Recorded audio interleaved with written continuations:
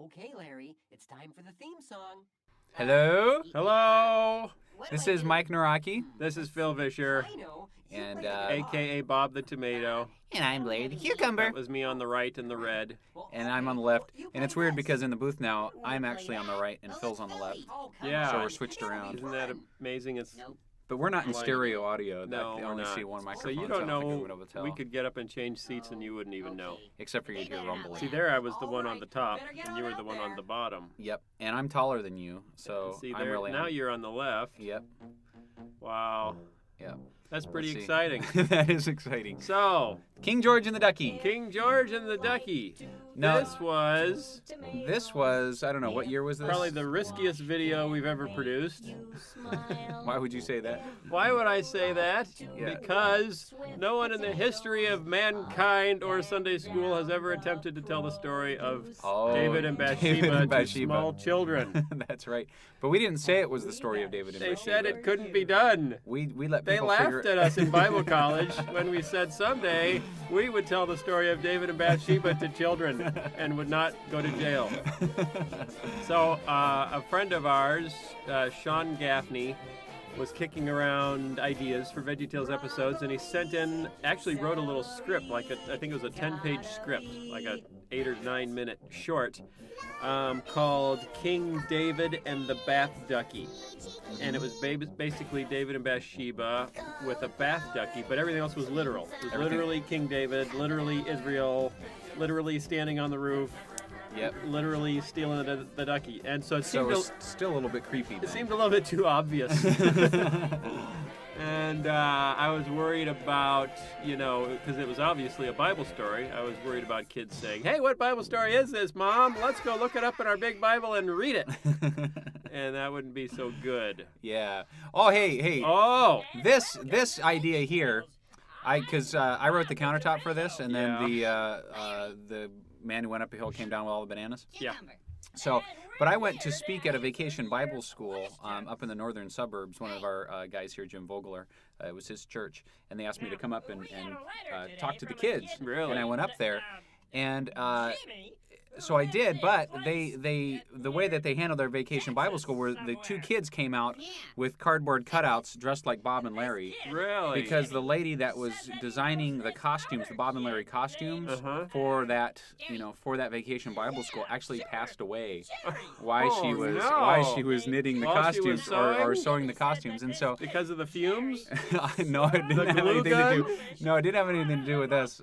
I think she was an older lady, which was really sad. But what they did was they That's were in a sad. rush. They were rushed, so they actually made cardboard cutouts, for Bob and Larry costumes. Wow, that's And I thought great. that was just really cute. And so then I thought, well, Jimmy and Jerry could actually be imposters, just make believe they're Bob and Larry. And wear Right. those Hey, same that kind was of a great costumes. idea. Yeah, well, it's based on reality, and all the best Yeah. ideas are. I noticed that everything looks a little bit yellow.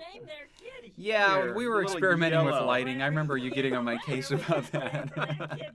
Their eyes Yeah. look kind of yellow. Yeah, it has a nice little soft look to it, Everything doesn't it? except Larry's tooth. That's the only white thing in the. Yeah. That's kind of interesting. Yeah. Oh, that's the first time we've ever said "you want a piece of me" in a VeggieTales video. Yeah, that was getting a little edgier. Well, that was my tribute to Toy Story. Oh, it was. So, yeah, I Oh. remember that. But Oh, look, he's got his cutout on upside down. yeah. That's funny. Was this the first show in Maya?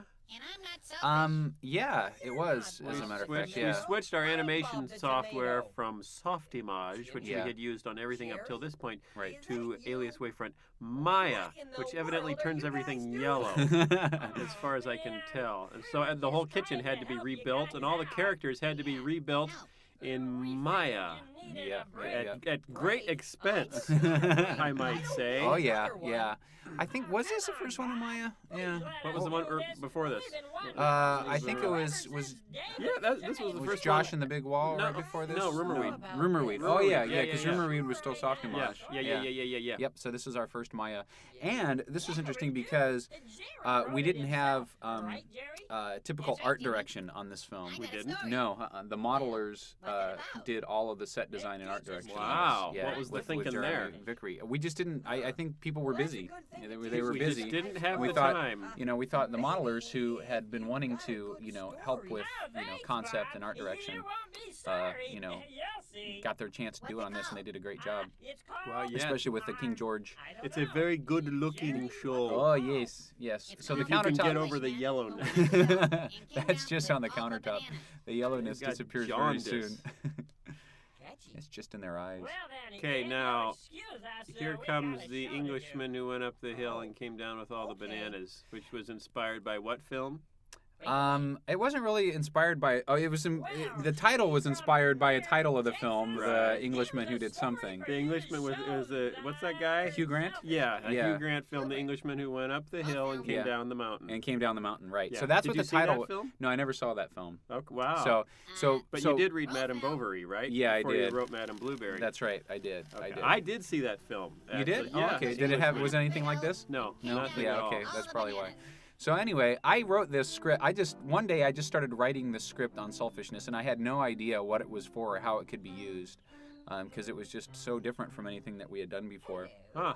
And it turned out perfect because then we had this, King George show that was longer, Right, and this right. fit nicely because it's not really a whole show length, but it's just like a little vignette. Lovely. I like how they slicked down his hair for this one. That's right, very Hugh Grant. Yes. It's just lovely. It was great because Kurt actually got that old Sunday school in the basement piano sound. Yes. Out of a sequenced keyboard. He actually just Wow. went in and played around with the sound waves and the sound curves to get that sound. Wow. And came down with all the Hey, that strawberries. sounds like you. Yeah, that's me. And you're the other guy. Yeah, I'm the other guy. I like your little curls. Yeah, isn't that nice? Very Swedish, no? Yeah. Oh, wait, I can see right through Jimmy's mouth. Oh, no, that's a stain on the glass. Sorry. We're looking at this in a sound booth through a window, and there's actually a little... Yeah, we It's could like get a out raw our grease egg. pencils and draw pictures on this. Yeah. This is one of the more obtuse shorts we've ever done. Yeah. Makes me laugh. Oh, look at that. Did it make the kids laugh? Hey kids, did you like this? Or was it too odd? No.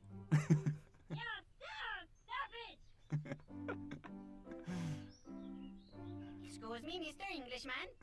Could I trouble you for a banana? No. I suppose it's one of those that people either love or they hate. Eh? Yeah, it's kind of obtuse. Yeah, okay, so I'm Jean-Claude P. behind the Englishman's hill, Yeah. and you're Philippe P. behind the Swedishman's Oh, is that where we hill. were? We're behind their hills? Yeah, we're behind their hills. Okay. We're actually giving the idea that we're standing up on their hills. Okay. Yep, so anyway. Yep, so that's Jimmy and Jerry's version of a VeggieTales story. I guess it's Wow. Yep, yep. That was something. Wasn't it something? Yeah. Okay, well now coming up with King George, this was interesting because for me it was the first story that I directed that I didn't write. Oh, Remember that? Right. Remember that? Yeah, you'd never done that before. So, because you wrote it, well, you and Sean Gaffney came up with the concept and Yeah. a lot of the script, and then you retooled it. Somebody turned off. I kind of rewrote it You all. kind of rewrote it all. It was more than just a retool. It was more, it went past retool. I took the general idea. Oh, look, they can't get QWERTY on. That's funny. Option. They're trying to reboot Now, him. if I function escape tab L. Oh, would ya look at that? Don't be selfish. Yep. The That's a good best one. show ever. Well, we're out of time for today, kids. Yeah. Remember, Oh, here comes Bob to the rescue. Cranky Bob. Yep. Cranky yellow-eyed Bob. Cranky jaundiced Bob. They don't look that yellow. See, everything else is so yellow, you can't tell really how yellow his eyes are. Right. Looking through yellow-colored stained glass windows. Old Petra song for you Petra fans out in the audience. Petrified. Surely there are a couple of you. Okay, let's get into the show now. Yeah, this is kind of a long It's- countertop. We've got a real story to tell.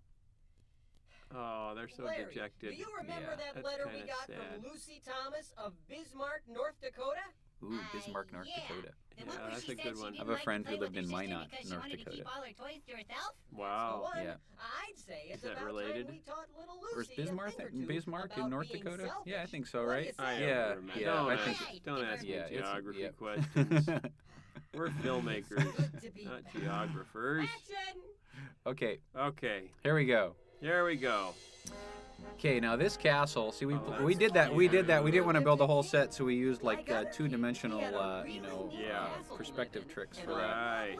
And this castle is sort of the typical castle that many fairy tales are designed after, which is the castle in Germany. It's like Weinstein or something. Hassenpfeffer. Hassenpfeffer. Yeah. Now, Yep. is it true that he's actually appears to be taking a bath in champagne, or is that just? Oh, it's is just it water. See, Yellow water. 'cause it's Maya. It's not yellow. Isn't that pretty? That's See, gorgeous. look at that white. That's pure white coming out from underneath the door. That's gorgeous. Yeah. That door. Oh boy. See, We that's didn't really have very pretty. many sets in this one, so the modelers went kind of nutty. Yeah, yeah. That does look like champagne, though. Yep. Why can't they It's just leave clear water with bubbles. Okay. It was a little odd. See, now it's going from yellow to red now as we go into the Pie Wars. Things get very red here. Yes. We was they concerned do. that we were concerned that this was going to be a little bit spooky, but getting How could that hit be in the spooky? face with a blueberry pie. We thought, ooh, red, blood red mountains. That's yeah, going to be now spooky, that's but it some wasn't. tricky water work there. Isn't that pretty cool? Yeah. I Yeah, like so- Bob's hair. This is probably his best His best hairdo, yeah, hairdo ever. yeah. Who's rubbing him with that brush? He's scrubbing himself. Oh, really? Yep, yep. Okay. I see. Yep. So he kind of just uses it And that as a rubber little ducky, prop. his face kind of looks like the creepy masks from Terry Gilliam's Brazil. He Anyone does. point that out? It's just those chubby cheeks. I just thought it was cute. I think Aaron Hartwine designed and modeled that duck. Yeah, I think so. Yep, yep. And Jeremy Vickery did a lot of the other design Uh-huh. sets and stuff in here. Uh-huh. Beautiful. Now, who did the bubbles? Boy, I think that was Aaron who did the bubbles. Those bubbles were kind of tough because if you do real bubbles in 3D, it can get huge. Right. So we kind of fake it with a big white mass with some bubbles on top to kind of make them semi-transparent. Okay, here is our big mistake in this show, Yeah. because Larry goes in and he changes here. Yeah. Okay, so he's in a robe. Yeah. Okay, so initially he was in his towel. Now Yeah. he's in a robe. And so, see his towel is hanging up right there? Right. Okay. Oh, by the way, I got a little divider like that in my house. Oh, that's Okay, so great. now watch this. Okay, now look at this. He's back in his towel. Oh, no. Yeah, that was a big mistake. How'd that happen? I can't believe we missed that one. That's So- terrible. Well, Yep. what is he in now? That's his Now he's robe. back in his robe. Back in Yeah. his robe. So we had that one shot where we had the Man. wrong model in there, but we forgot to Are swap we it not out. paying attention or We what? were Do we not watch paying these attention. shows before we send them out? Holy did. mackerel. How can people trust us to get anything right? When we're looking at it's funny because at this point when we're watching the shot so many times, we concentrate on, do we see some sort of any costume penetration, or can we Right. see, This like is cute. some kind of spot in his mouth, and Yeah. those big obvious things we just missed. Yeah. So this song, hey look, it's not yellow anymore. Oh yeah, it's pretty now. So this song is probably the most influential VeggieTales song of the last 5 years, wouldn't you say? Really? Well, we keep accidentally ripping it off. Oh yeah, you're right. What did I do? Oh yeah, for Dr. Jiggle, I did sort of a jiggle You did it in Dr. Jiggle, and I did it in the Star of Christmas. Oh yeah, what was your Star of Christmas ripoff? It's our first Isn't that big pretty? break. Isn't that pretty? That model was That's- huge, by the way. Yeah, I bet it was. Yep, yep. So anyway. Our first big break. Yeah, Okay, our first yeah, big break yeah, is okay. ripped this off. Okay, and yeah. then you ripped it off. I want to and dance. I want yeah. to dance. But we changed it around. Kurt helped out on that one. Yeah, it's still it smells very similar. Uh-huh. Still, so because before every song Mike wrote sounded like the Beverly Hillbillies theme song. So and that would get us in trouble, of course, since we Right. don't own that song. Right. So we might as So well rip off ourselves. I wrote this song Uh-huh. to get it stuck in Mike's head. So we Get it out. don't rip off the hillbillies anymore. See, and what I wanted to do with the water here is make it, look like real water, because Yeah. every time people do water in 3D, it's always blue, and water Right. really isn't blue. No, it's water not. just is You're right. clear unless Yeah. it's, food-colored water. Yeah, I got some major So- anti-aliasing going on there on the bottom of the ugly old tub. Yeah. That's always been the bane of our Yep. existence. Yep. Well, there it goes. Zzz, there's buzzing. Bubbles are buzzing. Zzz. Bubbling. They're electric bubbles. It's an That's electric tub. Yep. It's a hot tub.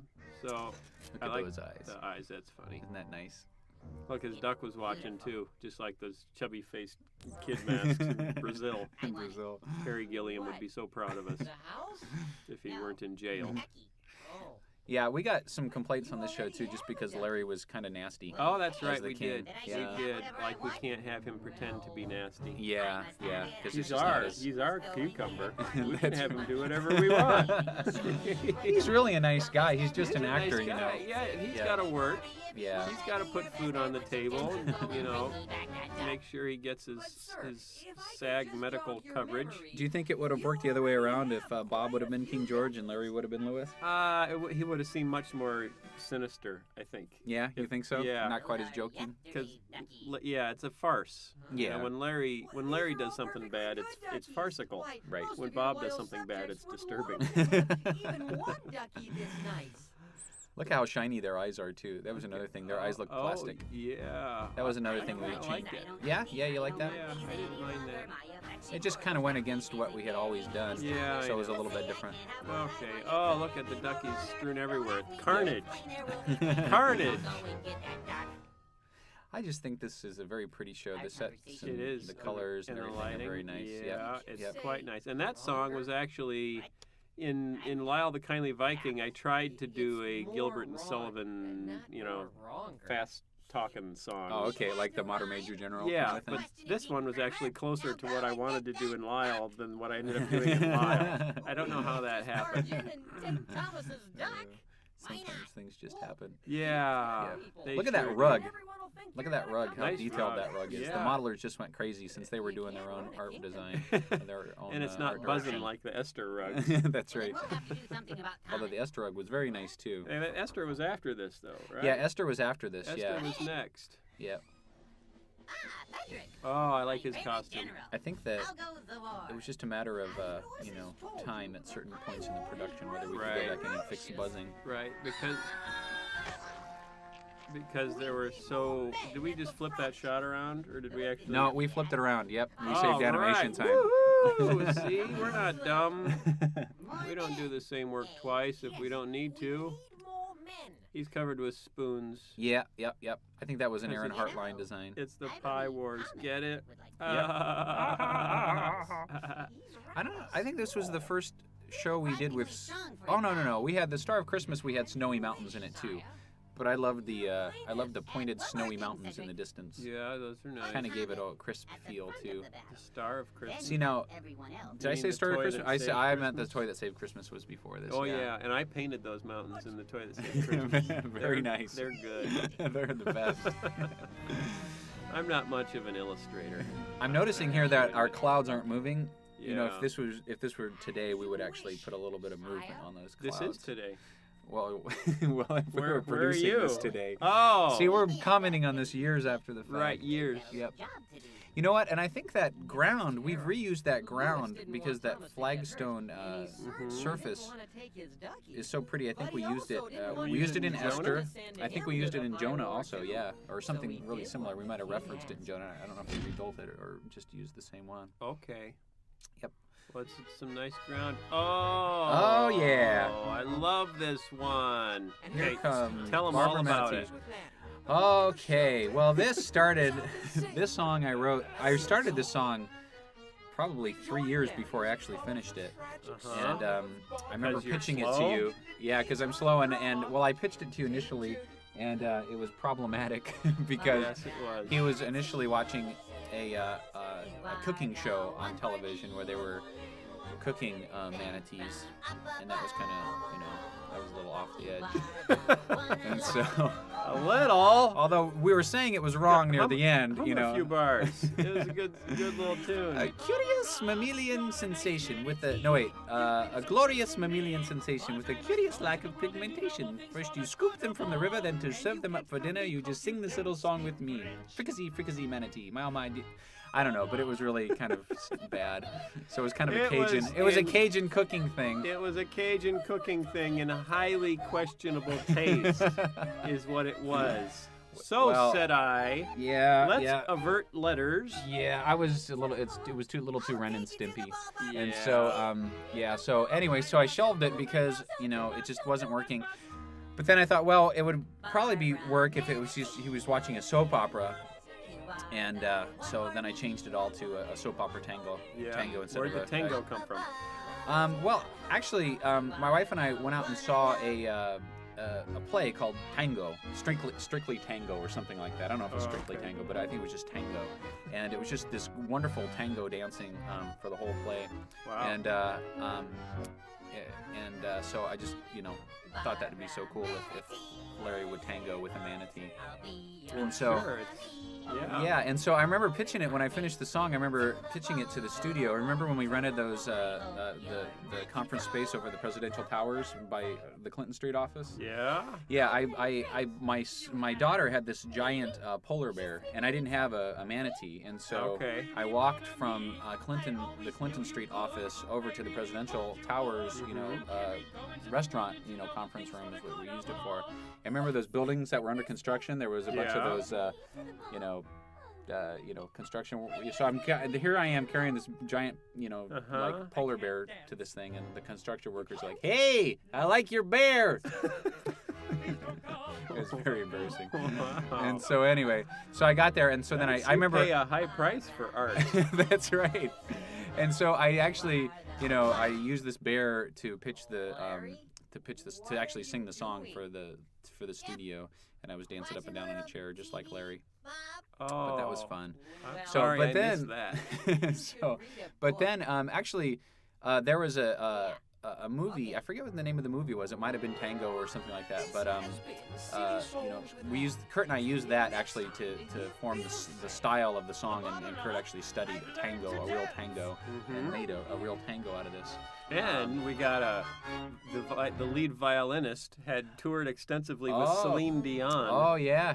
And was rather flamboyant. He used to evidently come out and dance around with Celine and Well, I saw him. played- Did you see him he was in the Super No. Bowl with Shania's band. Really? Yeah. He was in the Roddy. Super Yep, Bowl. he was in the Super Bowl. Yep. So he played violin. Wow. And so On we our brought him Barber into Manatee. our little booth That's right. and had him dance around with Celine Dion in here. It's right. Here he was dancing around with That's Kurt some Heineke. nice looking ground Hey, there yeah, too. that Do you was see that good ground? See, look how small they are right there. See, That was good. and we were, I didn't even see they were them. hopping down. But Look you at can that when on the big shot. screen. Oh, that's beautiful. Is that a painting, or do we build all that? That's all built. That's all Why built. did we The build skies- all that the for skies- this one shot? Well, we just reused some of the Oh. buildings from the town. Oh, that was smart. See, two Yep. shots. We do it again. Yep, But it's the isn't same that shot. pretty? It's the same. Well, it's the same model. We just hopped them one way and then the other, and that's pretty too, isn't it? Yeah, blue light through the that's thing. real. That's like mist. Looks like you're Yeah, playing the it game does. It does look Myst. like mist, Oh, now I'm happy. like his little secret entrance under his bed. Yeah, that's clever. Yep. Why doesn't the bed come back down? How's he get his bed back down? Oh, we just assume it does. Oh, we Yeah. just assume. I don't think we ever see his bed again after this, as a matter of fact. It took us so long to get those glasses falling off his face shot right. Really? We must have animated that like 20 Hold your times. tongue, infidel. This is the most perfect ducky the world has Hold your ever tongue, known. infidel. That's a good line. I think you came up with that one. Oh, Evan yeah. and Larry say that, so it's got to be one of his top 10 lines of all time. Oh no! Thomas has been creamed. Back so soon? It was astounding. Okay, this is a cool shot coming up here. This big On the front line. circular sweep here. This took us a long time. Whoa. Yep. This little fellow single-handedly stopped. That wasn't cheap. No, it's hard to do orbits Yeah. like that. It kind of Yeah, is. they Because then did you like- gotta light the whole set for one shot. Right. Normally they'll do lighting for specific locations. They did within a the set. shot like that in Titanic, didn't they? Circular, Cost- like oh, oh yeah, yeah. cost like $20 million. I think that's what shot the budget up. Yeah. Yeah, and they got the inspiration from this. From King George and the Ducky. Yeah. Yeah, this predated Titanic. Did it? Yeah, I think I so. don't remember. Yeah, I think it did. Okay. So, or maybe not. I don't know. No telling. You like his little ducky emblem on his royal robe? Yeah, that's cute. Isn't that nice? Little monogram action. You know, I thought that line was so funny, and Well, people didn't laugh We very will much. give him No? the highest No. honor of the Maybe it was the kingdom. way I directed it. Cobbler in the hole. If Yeah, you were I thought it was conscious, I mean, funny. that's funny, right? Am I crazy? Is that not funny? Well, maybe it's just because Junior's standing there plastered in pies and looking Yeah, injured. people you know? feel bad. Yeah, they feel laughing bad for him. about yeah, that. Yeah, so maybe if it was Which is Bob terrible. plastered in pies. Oh, that's Yeah, all right. right. I still Being have time evil. for a nap. Yeah, Then no one would feel bad about laughing Nobody at would feel him. bad. the yeah. only one you think about? But that hairdo on Bob is I've been looking thinking really about good, this though. Ducky for quite He some looks a little time bit now. like Lorenzo As Thomas Lames. has lost his muscles, he won't be needing it. So, come Liberace. on, help me out with that bat. Oh, great. Come in. What's I good? did. Oh, yeah. See, it's right. Who are Nathan. you? Yeah, it's Nathan. This is kind of the most overt giveaway. of Yeah. What story Yeah. we're telling. Yep. Now, did we actually say his name was Nathan? No, we didn't. Okay. No, no, no. In the original script, it was Right. Nathan. Right. To tell you a little story. The Yep. prophet Nathan. That's who we're talking about. That's right. Not, your cousin Nathan from. It's Hey, this important. the flannel graph here was my idea. Remember that? It was? Yeah, that was my idea for a flannel graph. Whoa, what was I going to do? I think I don't know if he had flashcards or something. It was in the original script. He was going to tell him with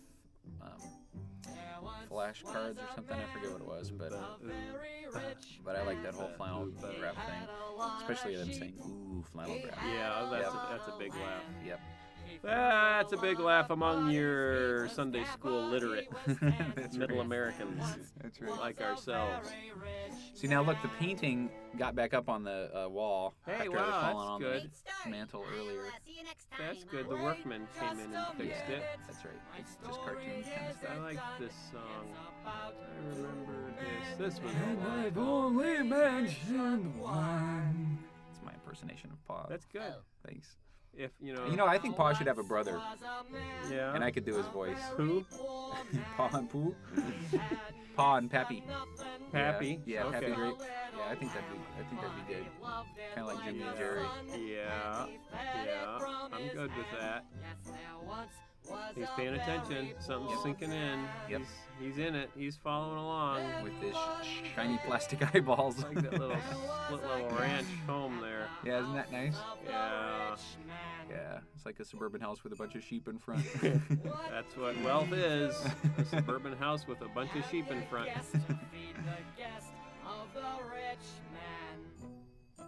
Well, let's see. Poink, poink. He Little had plenty eyebrow of sheep, action. So he could just share what his I think sheep. Joe did this No animation. problem. Gesticulating with his ducky. He took the lamb of a poor man. Oh, He no. took the lamb of a poor man. Oh, this is bad.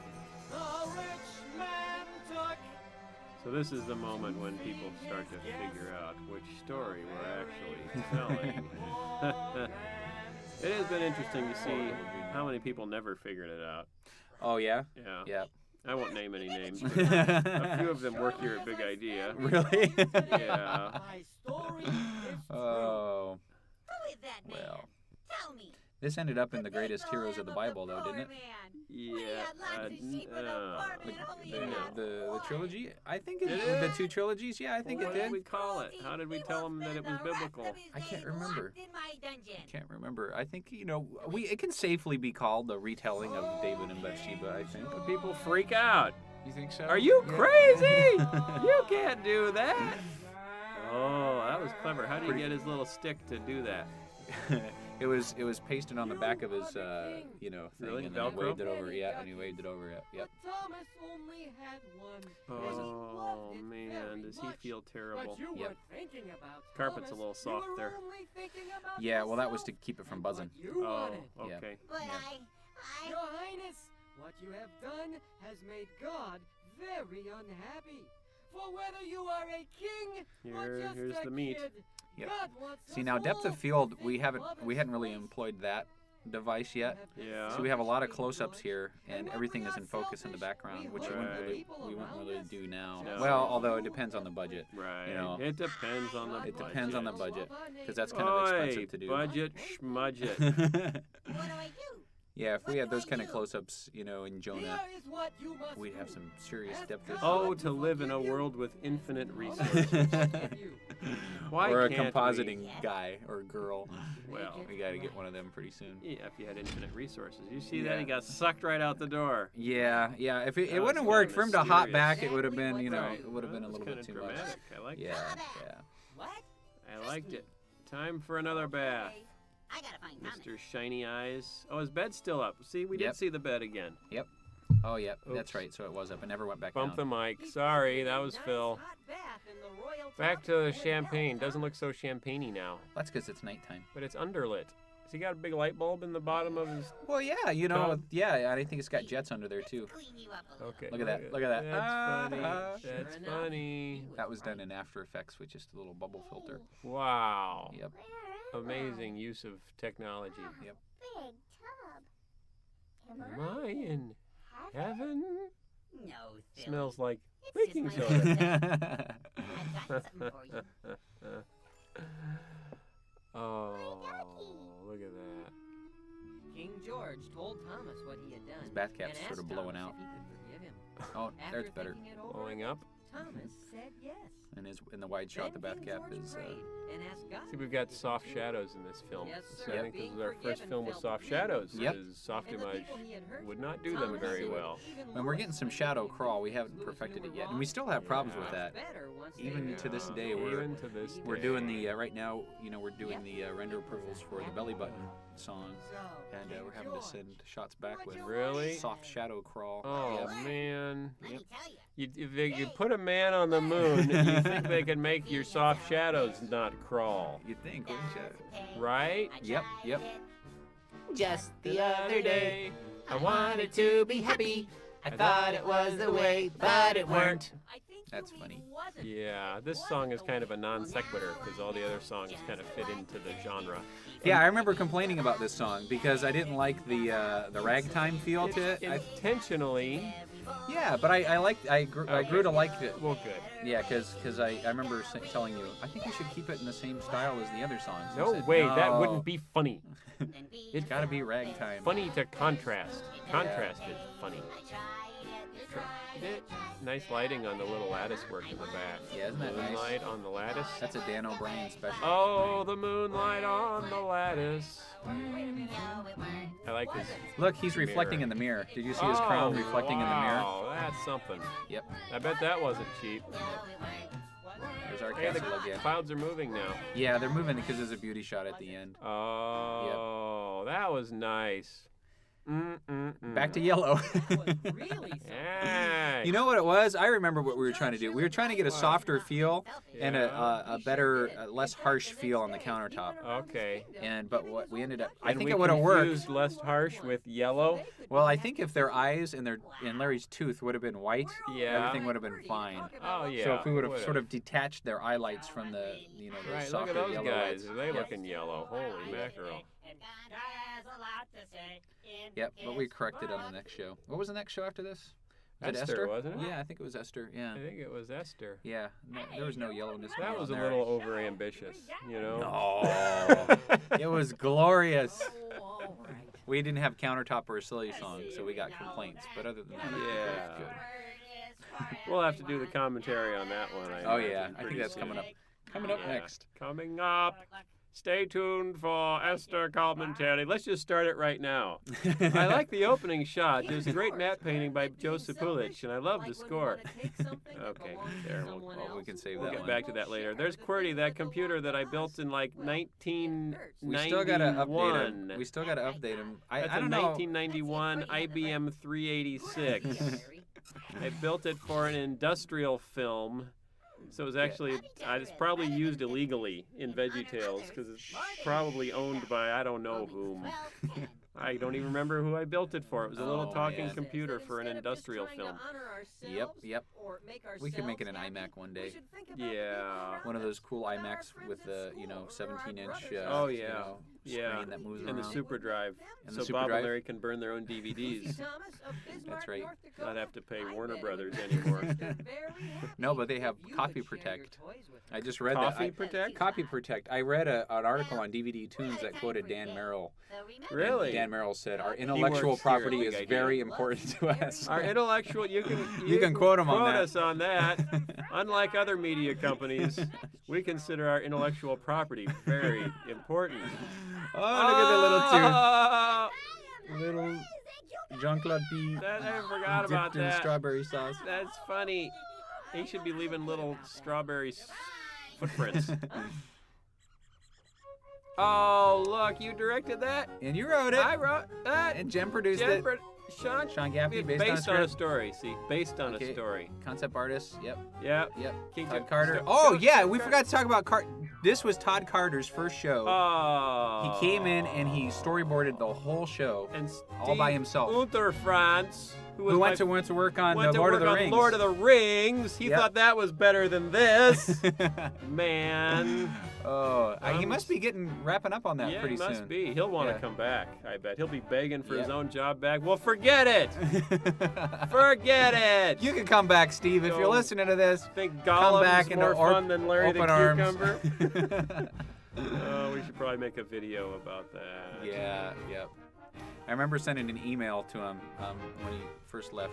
I told him to throw another Hobbit on the Barbie down there in New Zealand. That's funny. Yeah, yep. Oh, the credits weren't so long back then. Nope. Luis Oh yeah, did he that. did all the storyboards for that. Yep. That's nice. Patrick Keane. Pat Keane is now a lawyer. He's a lawyer now. Yep, That's for the city of crazy. Chicago. He's a Whoa, prosecuting attorney for the who are city of those Chicago. people? Romans 12:10. Bye. Lumpy. Bye, Oh, that's when Lumpy. we got rid of our Lumpy server. We gave him a little Oh, goodbye. that's There's nice. Chris. There's executive producer. That's oh, you. that's me. I want to be an executive That was producer one of these days. 2000. What do they do? What That do was- executive they don't producers do? do? Anything. They don't do No? anything. That was 3 years ago. Well, that was the show. We hope you liked it a whole bunch, and that was the Ducky Squeak on the A-Pop, and we'll see you next time. Goodbye. Good night.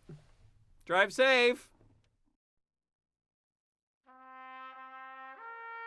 What year was this? Mike Naraki? Hello. I think this was 98, 99. 99, something like that. No, 2000, wasn't it? 99, 2000. Maybe 2000. We don't know when Let's it was. check the box. We'll check the box later. This is Phil Vischer. This is Mike Naraki. We're watching Esther. Yeah, and The the girl idea. that would be a vegetable, we think. This is kind of Godfather-esque. Yeah. We just sort of took the story of Esther and wondered what would happen if we told it in kind of a mafia Godfather style. Yeah, whose idea was that? That was my idea. Ooh, that's a good one. Thank you very much.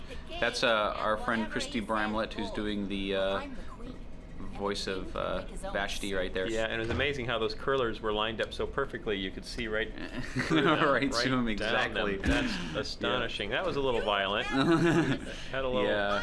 And then there was a version here where he was gonna, hit her. Oh yeah, right yeah. in You know, the it was head. funny. Oh. Yeah, the animator thought it'd be funny to whack her in the head with the suitcase. Yeah. We That's did- funny, all right. We did version number 2. Yeah, maybe we should rethink that. Yeah. I liked this scene. I thought it was sublime. Yeah, with that backlighting and everything. Yeah. Yeah. The dry. Make Yeah. me a sandwich at the end. Oh, that yeah. was nice. So why Esther?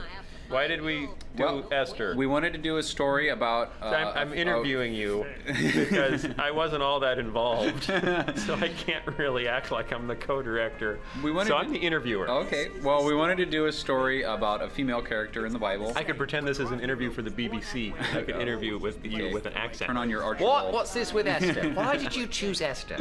Use the Queen's English for BBC, please. Sorry? Well, it was either Ruth or Esther. Those are the ones that Had we- we. had Wait, we- wait. Look, isn't that pretty? Isn't that That's nice? pretty. And Joseph the- and Pulich the did the score art direction is my and a lot favorite of part of the score. the background paintings here. Yeah. So that's very nice. But anyway, And Kurt yeah, did the Ruth- score. yeah, Kurt did the score. And I helped. And you helped. Yeah. And you helped And, some too, I remember. Well, what I did is I picked a lot of the rough score out. So when That's right. we went in and we did rough score for that, that was one of the that lonely trumpet solo from The Godfather. We plugged in there as rough score. So Yeah, I remember Kurt wrote that. his own theme around that. So why Esther? Well, female character from the Bible, female hero, And it was just so dramatic. I mean, it was like a perfect. I mean, the story of Esther in the Bible is like a perfect screenplay. You know, just in terms of, you know, the hero character, how it develops, the action, the suspense, the mystery, and so we just thought it'd be a really good lesson in courage. So. So that's why we picked it. Is that why? That's why we picked. That's why we picked Esther. That's sound logic. It was also stylistically somewhat inspired by Casablanca. That's right. Right? Yep. Because we were looking for, okay, what happens when you cross a Bible story with The Godfather, and decided it was Casablanca. And it would have to happen in North Africa. Yeah, we think so. Okay, so tell me about the design process behind Esther. Well, now we were getting criticism at the time, correct, that we didn't have any female role models among the vegetables, which is, you know, if you're familiar with the work of, say, Jim Henson, or, you know, a lot of people, actually, when you get a bunch of guys together to tell stories, they tend not to write female parts very well. Yeah. Well, we have Laura the Carrot. Jim Henson had Miss Piggy. Yeah, but although Miss Piggy was a bit stronger. Yeah, Miss Piggy also came along in like year 10. Oh yeah. You know, for the first 10 years, the only girl was Prairie Dawn. You know, she was not a very strong role model, and so we had kind of the same problem because Mike hadn't found his inner Miss Piggy like Frank Oz had. For the benefit of Jim Henson, I'm playing Jim Henson in this analogy. Mike will be playing Frank Oz. So we needed a strong female lead. That's right. So, and Esther was that, and so, but you know, in the Bible it says that, you know, Esther was a very beautiful young girl, and so we had to come up with a vegetable character that actually looked pretty. Implied beauty, yeah. Which so Madame Blueberry never quite did. No, she never quite cut that. We thought she was a role model. Yeah. Until we watched the film. So to be beautiful, you have to have an annoying piece of hair hanging in front of your face. Yes, which is what we learned from The Little Mermaid. That's right. Because, man. Well, now beautiful. Esther's hair was the bane of this production because it just caused so many problems technically. You know, with the way that our software was, you know, that was supposed to happen very automatically. You know, how when she moved, her hair would flow along with her. Yeah, and that's what they tell you when you buy a computer animation system. They tell you everything will happen automatically. Just push the button. Boy, are they wrong. Oh yeah, they're so wrong. And so we had a lot of people tearing out their hair over Esther's hair. So, but I was tearing out my hair over her eyes. Oh yeah. You remember that? Yes. Oh yeah, the first version of Esther, there were no whites in her eyes. It was all brown, and she looked like a frog. Or a dog. A frog with dog eyes. Yeah, we had to go back and add a little white in there. That's hideous. She's amphibious. She's hideous. So we had you know, you gotta put the whites in their eyes. They're amphibians. Yep, we know that about That's beauty. What we learned. 'Cause we learned a lot about beauty in this. We did. Yeah, I noticed you started looking more attractive about the same time. I whitened my eyes, but I didn't get them whiter than my teeth. Even dogs have whites in their eyes if they look far enough to the side. Yeah, if there's like a biscuit over at the side. Yeah, you know, and they're kind of lazy and they just want to kind of look over at that biscuit. You can see the whites. But Esther, she had no whites. She was an amphibian, I'm telling you, with hair, and it was freaky. Oh man. We did freak out a few people with Esther. You know what made me kind of upset about Esther? What? We spent all this time on her hair and getting her to look pretty and everything, and then we got comments about, you know, her annoying hair. It's funny. It's funny because this is perhaps the film that got the most immediate negative feedback. Yeah, it's weird because yet it continues to sell really well. And well, I've had a lot of people tell me that it's their favorite too. So you know, it's their favorite VeggieTales. So I guess it just depends on, you know, your personality and everything. Yeah. See. So, I wrote the songs, not all the songs. You wrote. Yeah, you wrote this one. You wrote the puppy love song. The puppy song and Did you write it? I wrote the Haman song. There are those who can't be trusted. Oh, that's right. Yep. That's right. I forgot about that one. Yeah, but this is a nice You wrote those. Thank you. I wrote this one, but it was too Disney, some people said. Too Disney. We got letters saying, I don't like this episode because it's just like a Disney movie. And we got other letters that said, this is my favorite one because it's just like a Disney movie. So what we learned is you can't please all the people all the time. That's right. Oh wait, here comes Puppy. No, is this Puppy? Oh yeah, here's Puppy. Oh yeah. Now this is a funny. classic. This is Shar Jackson singing this. She used to work at Big Idea. She used to work at Big Idea, and the great thing about this is she also played the accordion, which I had no idea when I cast her for this part, because we actually had auditions for a bunch of people that worked at Big Idea, and she was the best, Miss Akmitha. Yeah, she because sure of that was. scream that she has. And so I picked her, and then when we got into the booth, she brought an accordion with her.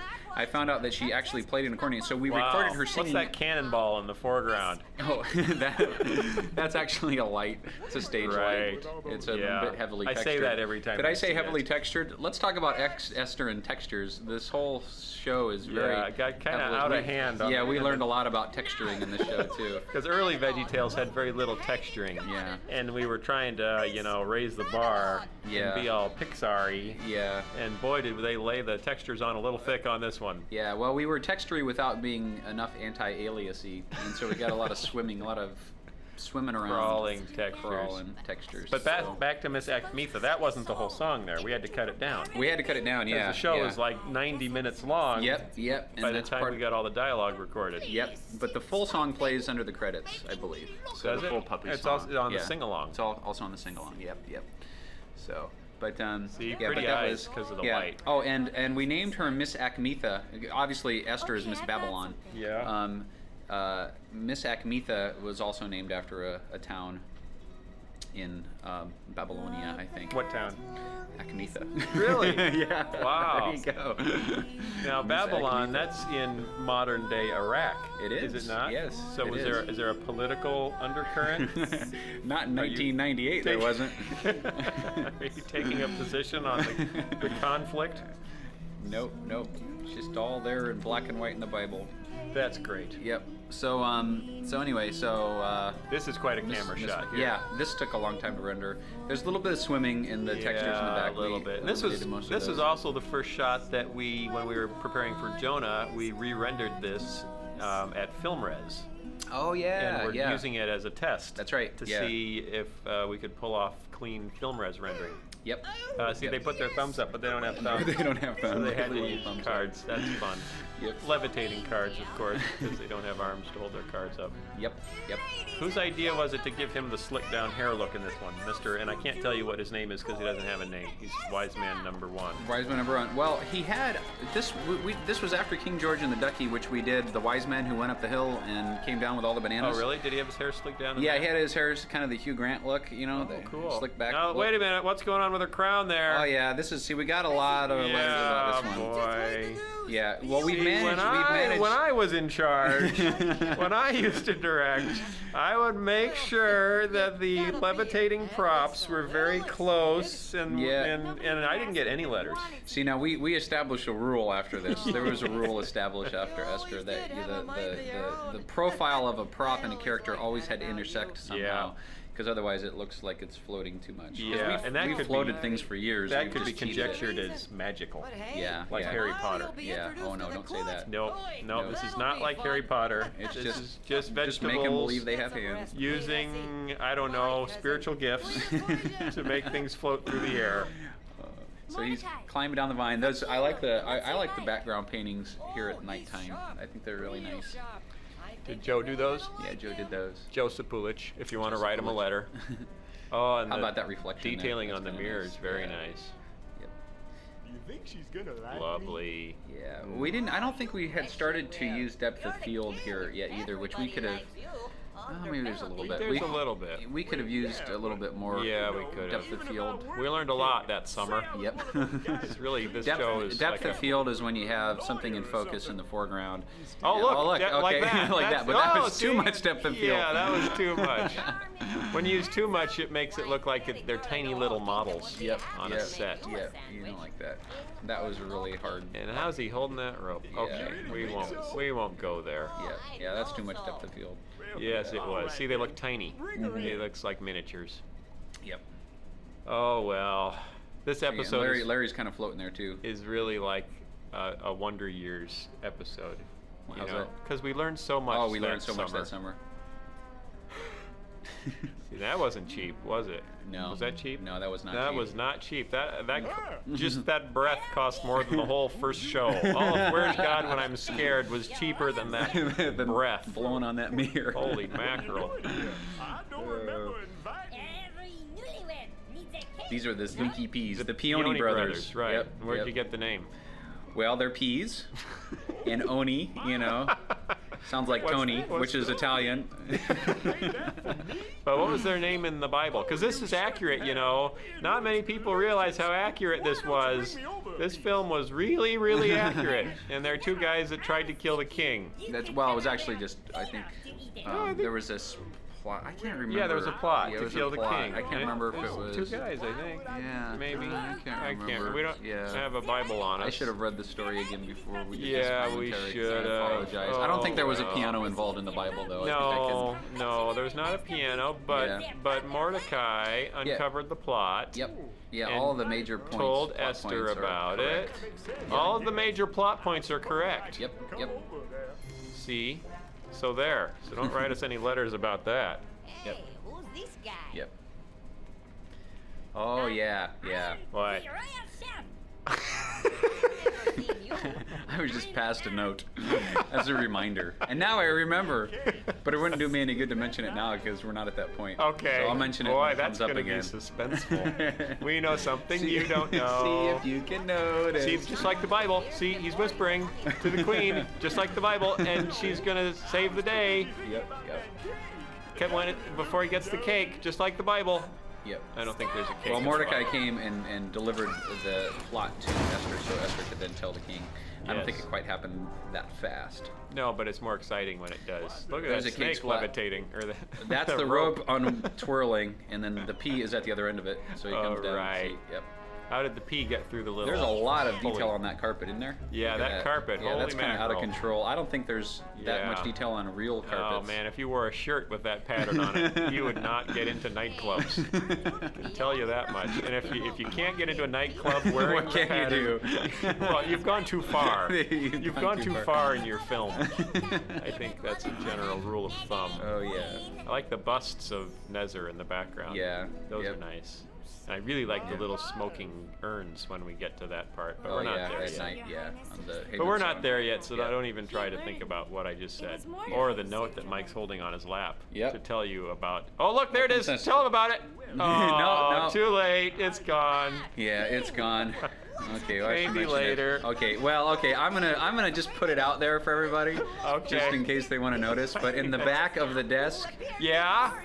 there are horizontal blinds. No way. Yeah, that are modeled after the blinds in The Godfather. The Wow. horizontal blinds in The Godfather's office. Wow. Yep, And so- those little lights in the stairs, are those modeled after lights in the stairs in The Godfather? No, those are just to create visual interest when it becomes dark in there. Oh. Yeah, because we have little point lights later at night. Okay. It's kind of like on an outdoor he deck. just threw out the whole island of perpetual tickling. Oh yeah, oh What's yeah. that all about? Well, as a child, my worst nightmare was to be tickled nonstop. I Really? just had thoughts about what it would be like to be tickled. Because, I kind of like tickling to a certain point, you know? Yeah, But then after a uh-huh. while, I didn't want to have anything to do with it. Like me and malted milk balls. Oh, yeah? Is Yeah. that what you're like I with liked multiple them balls? for a while. Yeah, okay. And then I ate too many, and then I didn't want to have Okay. anything to do with them. So I thought it would be sheer torture as a child to be tickled nonstop. Yeah. So I thought that would be kind of nice. Now, who's the guy in the robe there? What's that? That's the Grim Tickler.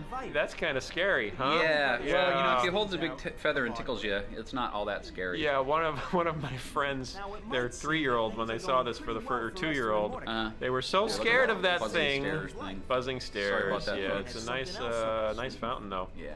They were so scared of the tickler, but they didn't know what it was, Uh-huh. and it had a big feather. Uh-huh. So they would just say, "Bad bird, bad bird," every time it came out, Bad and bird. they'd run away and cry. Oh no. Oh, that's a man. nice shot. Look at that. Isn't Oh that my nice? goodness. Yeah. Dan Yeah, O'Brien did the that- lighting on this. That wasn't. Oh, there's those horizontal blinds I was talking about. Yeah, we should have done vertical blinds. It would have been more 80s. Yeah. We could have had Rob Lowe come in at some point. Well, actually, and then he could have appeared as an assistant to the king. Sure. Because, like in West Wing, you know. Oh yeah, I've That was never a bit seen of a West stretch. Wing. Yeah. See, okay, now see, there's the stairs, the There's the lights on the tic-tac-toes. stairs. That's foreshadowing from Jonah, where the tic-tac-toe is going to be on Pa's Oh head. yeah, wow. Not really. Well, we put tic-tac-toe there just basically to say that the king doesn't do much anything but just kind of Oh, sit there and sign right. useless edicts. Right. But part of the thing we wanted to do, and in the story of Esther, it was a story, you know, one of the themes was genocide. Haman wanted to get rid of the entire Jewish people. Yeah. And so we felt that that was That's a little heavy for a kid's film. Little heavy. Yeah. So some people appreciated, you know, that we, you know, alluded to that, you know, by the method that we took with the island of perpetual tickling.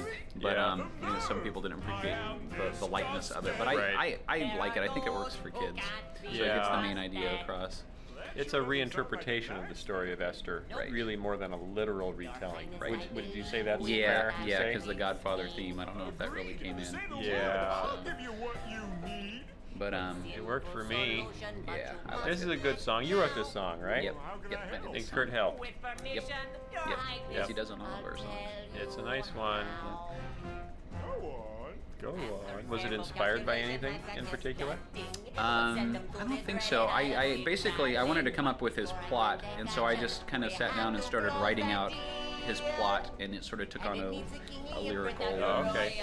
a melodic feel. I and, remember you when know. we pitched this script to the animation studio and you sang that song. Oh really? Yeah. Oh, I don't remember that. Yeah, no. it was downstairs in the big conference room. Everyone okay. was crammed in, Uh-huh. and you were sitting at a table reading the script, and you performed this whole song. Wow. And it was quite impressive. Oh well, thank you. I don't remember anything. I remember. It's Oh, all look at a the little blur. smoke. That's so cool. Oh, that's nice. See Oh, little- you see little point lights there on the stairs that we were talking about Yeah. earlier? Oh, See, if yeah. those weren't there, it wouldn't look half as interesting. Right, you're right, and that's Yep. a nice stamp, and that's based on we both have stamps like that. Yep, that okay, the That concept okay. art. Phil along the way. says okay, and we have to stamp them on art when it's okay. Oh, there's another note. Oh, here's coming another in. note coming to me. Let's There's see. A, This just in chemical from spill Yugoslavia. on I-45. Okay. Oh wow, the camel from Jonah is on a flyer on the look bulletin at board. that. Yeah, how about that? Man. Yeah, It's a good yep. thing some of us are paying attention.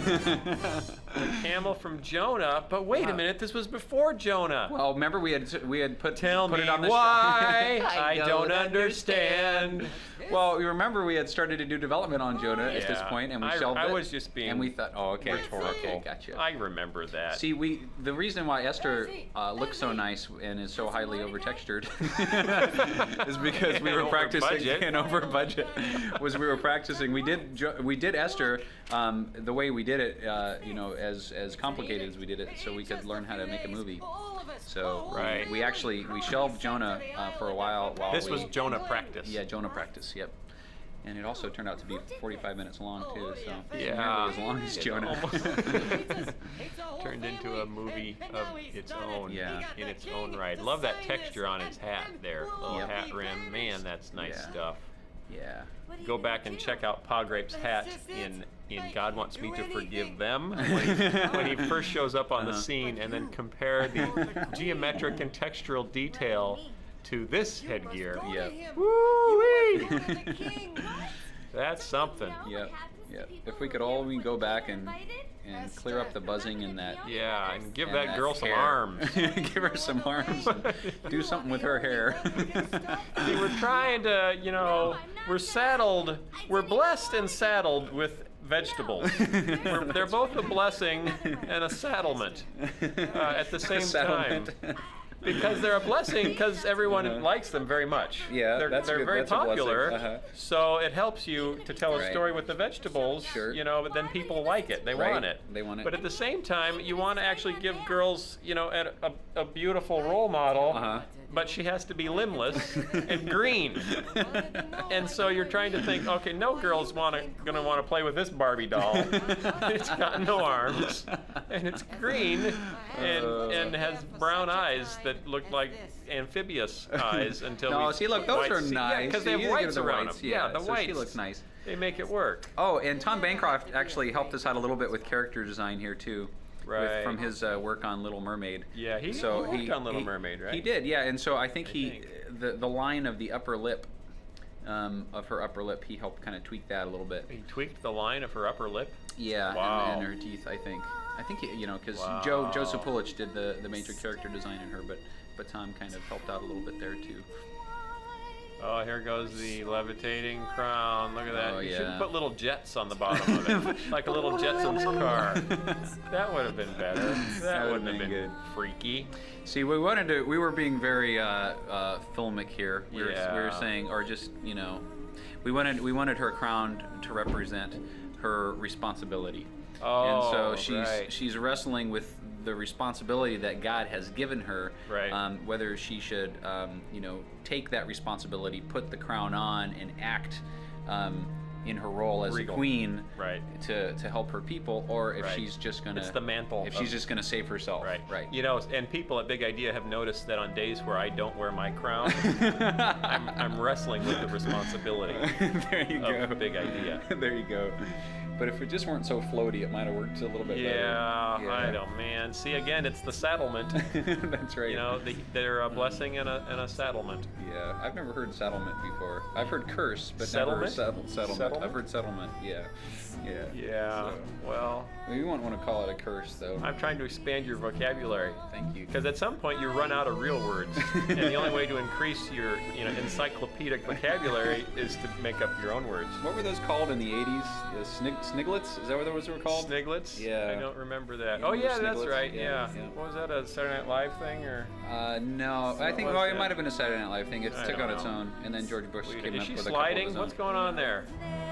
She's just sliding across the floor.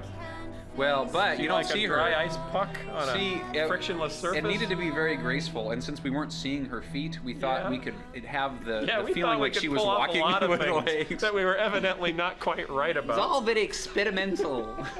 This is our most avant-garde film, until Autotainment, of course. Yeah. Wait till you see Autotainment. Oh boy. And the birds. Those are Brad Hebert's birds. Brad Hebert's birds. Yep. Bless him. Birds by Hebert. Bless his He has his own birds. little boutique in downtown That's Ontario. nice. That's pretty. That's awfully pretty. The floor is shimmering a bit. Yeah. Oh well. See, now this is the same move that we used That's nice. as Haman was approaching before. So when Haman brought the plot against the queen, we used that move, and now that Esther is going to foil the plot against her people. I see. So that's symbolic? Yeah, Is that a there's so metaphor? much. Yeah, we just went nuts with just artistry here. Art is it's Yeah. chock full o' artistry. Yeah. That's what it said on the back of the box. That's right. When it was released.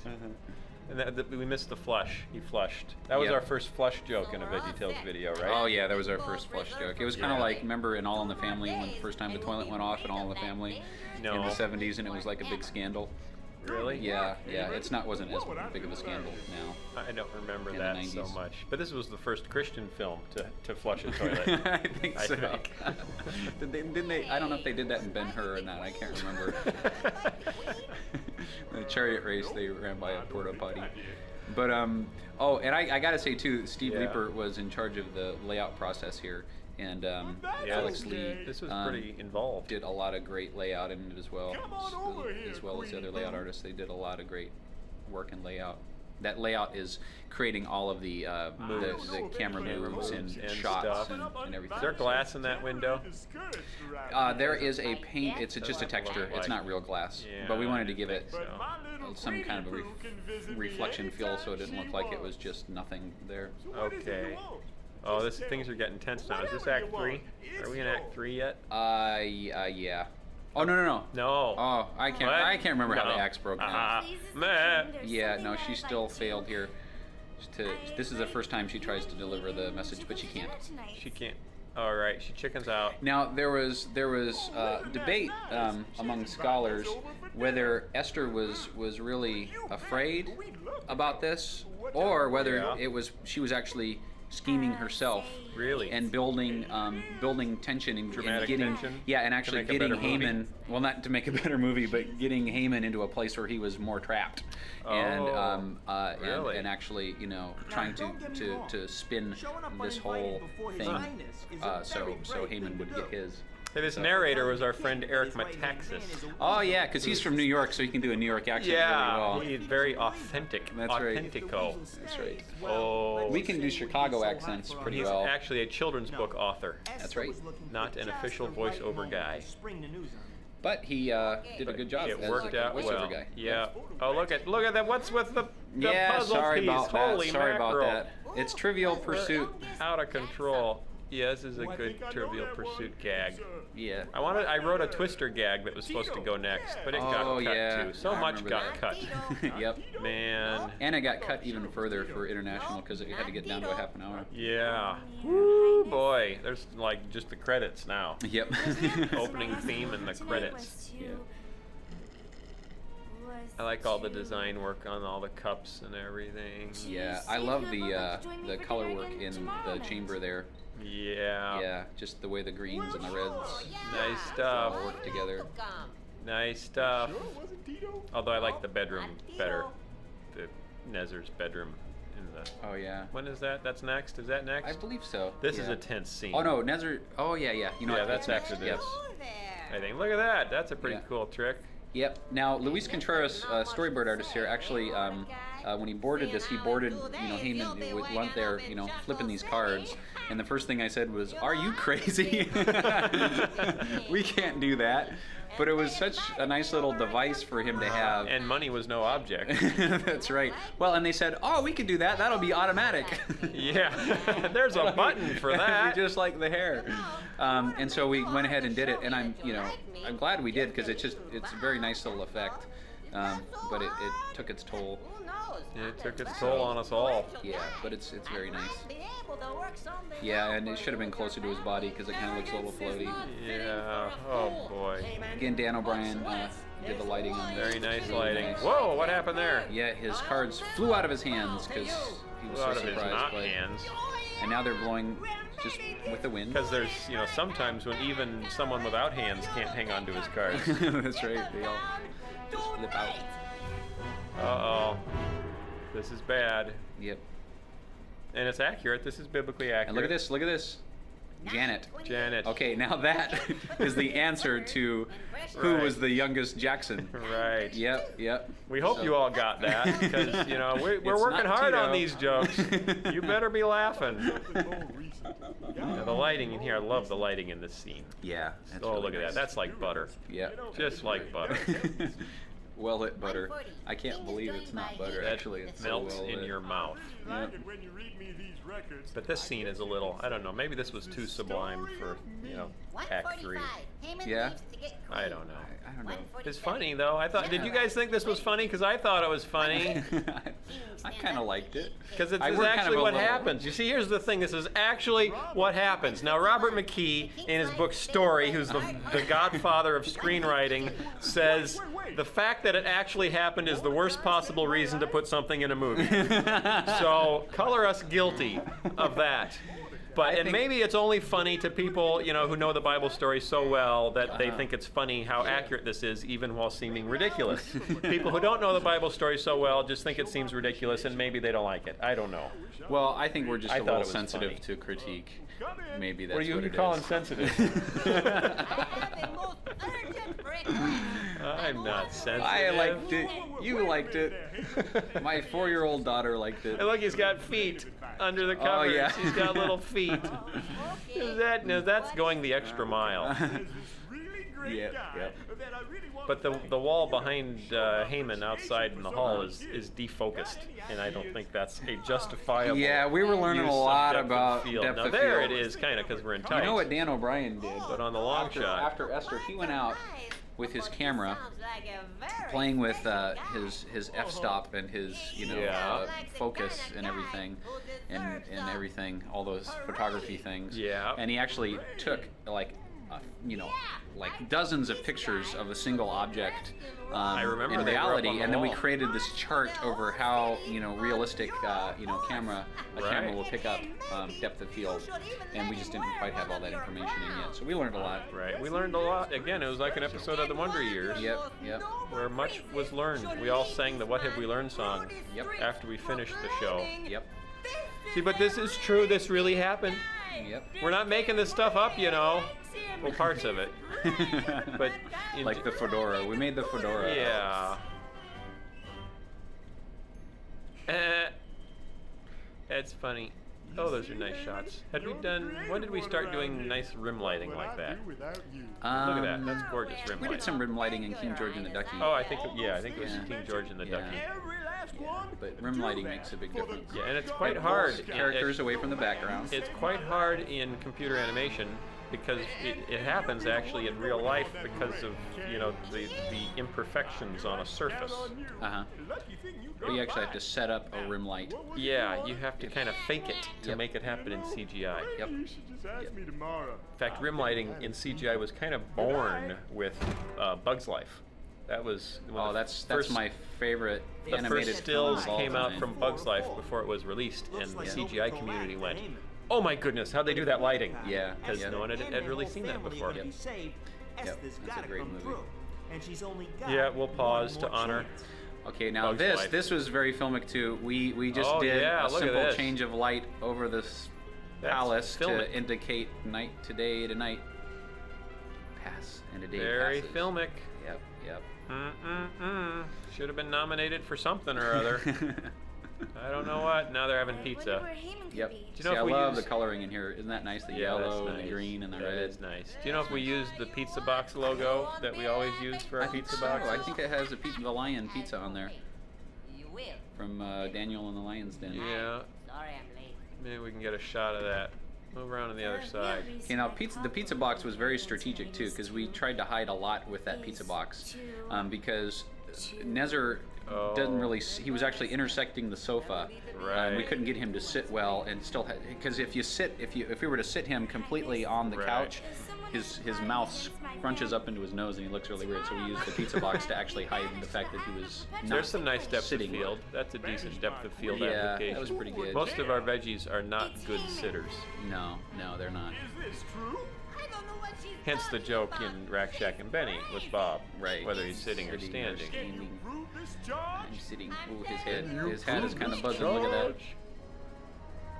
Banish. IPT. Like that little bunch of grapes there. Yeah, that's a hanging nice on a little bunch grape. of grapes. What's grapevine. IPT stand for? The Island of Perpetual Tickling. Right. Yep, Good. yep. I was hoping you remembered. That was just a test. Oh, look at the color in that. Isn't that nice? That Everything is bouncing nice. in there. Yeah, very colorful. Oh, and well lit. Now you remember that? Dark You and see that dark. curtain, that semi-transparent Yeah, curtain that's back there? We had more trouble with Oh that. yeah, that curtain was a nightmare. Yep. Yep. Man, if you're gonna make a CGI Nicole. film, don't pick a semi-transparent curtain. Just I have. Yeah, Nicole. Bad bird, what- bad bird. Bad bird. You know what my son calls the whale from Jonah? What? The The Yeah, because it goes when he's less than 2 at the time of this recording, so he calls it That's funny. Yep. Do you think he'll be older later? Probably. Okay. Yeah. By the time this comes out in your grocer's aisle, He'll be about 12. Oh dear. What's this? What's going? Oh yes, this is the wrap up. Oh yeah, Oh, and this is really what the nice. king does. He plays Yeah. tic-tac-toe. Yeah. See, look how happy they are. Everything is right. Everything Now, right is right. everything Yep. wrong is right again. Save And my she king, comes Joshua. out, and the score swells, and it's so Disney-rific. And Disney-rific, and if we could just keep Epic. this scene from buzzing, it would work well. Look at that. Yeah. Okay, so there's a lot of buzz in here. Wait till we turn the corner, then it's just gonna Oh. get crazy. Ouch. But then look, she gives this look to the camera. Yeah. Just like you. Oh man, Isn't that it nice? just gets you right there. And then it starts to Yeah, that's all right. It's electric. And then it gets back, so you can't really tell too much. The foliage is a little thin. Yeah, it looked That's better at night. expensive stuff. Foliage is Yeah, expensive stuff. It was mostly designed for nighttime scenes. Oh so- look, and that's the end. Yeah. Well, that's pretty good, you know? I think that was a pretty good the job. Critics were wrong. I think they were wrong about this one. Bad critics. Okay, we floated a few crowns and, other things. Yeah. A little excessively. But it's a pretty good show. All in all, I think overall. Yeah, I think. And the score is by far the best score we had ever done. Yeah. Because we actually used like half an orchestra for this one, and before we just used little bits and pieces of an orchestra. Like a guitar to record the score. Like a guitar and trumpet. But this, I think we had like a 12-piece string section on this one. Yeah, and I think he actually doubled it. So they recorded. Yeah, so it sounds like 24. Right. But it was really 12. Is that deceptive? Do you think that's dishonest? Well, if you say you have a 24-piece orchestra. Oh, then in it the would be credits. dishonest. Yeah, but we didn't say that. We didn't say that. What did we say? I think we just listed their names. I think. Yep. Did we list their names? Yep. It's probably coming up pretty soon. And I think the puppy song is coming up here pretty soon. Oh, the other thing about this show is it didn't have a silly song. And we were trying to get away with, the puppies song as the silly song. But since we had to cut it so much, nobody thought that it was They a didn't silly buy song. that. No, we tried to make that argument. We had a lot of complaints about that. It didn't have countertop either. Originally we had countertop written for this, but it was too long. Right. And so. Like an hour long. And I think that was part of what, we got complaints about because it had no silly song and it had no countertop. Yeah, we always get complaints when we do something that's, out of the ordinary, a little bit different. The letters come in. Where's my silly song? She played the cello She played too. the cello and the too. accordion. What do you know about that? Okay, here's the whole song. There's the string players. Tender fluffy puppies, lost puppies. Glad you didn't say tender juicy. No, That would tender have been fluffy. bad. What's a tender puppy? I don't know. It's like a soft little puppy. Is it like emotionally tender or? I don't know. That's kind of weird. I don't know. Tender. Okay. Well, there you go. Oh, 2000. 2000. Or we maybe made we it. did it in 99 and it came We out don't in know 2000. when we did it. We don't even know where we are. I don't know. This is Phil. This is Mike signing off. Good night.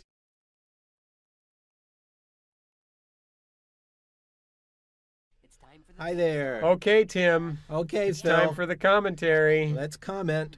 This is Phil Vischer And Tim Hodge. and your Phil host- Vischer. And Tim Hodge, your host for the day. We're watching Lyle the Kindly Viking. Yes, because it's Thursday here at Big Idea, and Thursday is Lyle Day. Yes, and actually, the first name, I found this in an old notebook I was going through the other day. The first name that I came up with for this episode was Ivan the Benevolent Viking. It's not as catchy, is it? It's not as catchy. You're right about that. I think we made the right choice. So I wrote this one. Tim directed it. That's why we're here Yes. talking to you. So if you have any questions about the direction or the visuals, address Tim. And I will answer them. If you're questioning content, thematic issues, then address me. Yes, I remember you wrote this show in a record time. It was over a weekend or something, wasn't it? Like 2 or 3 days? I don't know. It was- Couldn't have been, could it? I thought it was pretty quick. Because I wanted to look for new musical influences, so I went out and bought some musical soundtracks, Broadway musical soundtracks. And I don't remember if I just started listening to it first, but I wanted to figure out what was up with Gilbert and Sullivan, because I'd heard of them a Yes. lot, but I wasn't really familiar with their work. And so I sat down to listen to The Pirates of Penzance, which I'd never heard before. I didn't even know that It's funny, it isn't was it? a comedy. It's funny. Yeah, it's hilarious. And I remember I went to a park by my house and I actually got sunburned because it was a sunny day and I sat there on a park bench listening to the whole musical and got sunburned. But I thought it was hilarious and it made me think, hey, we could do something like that.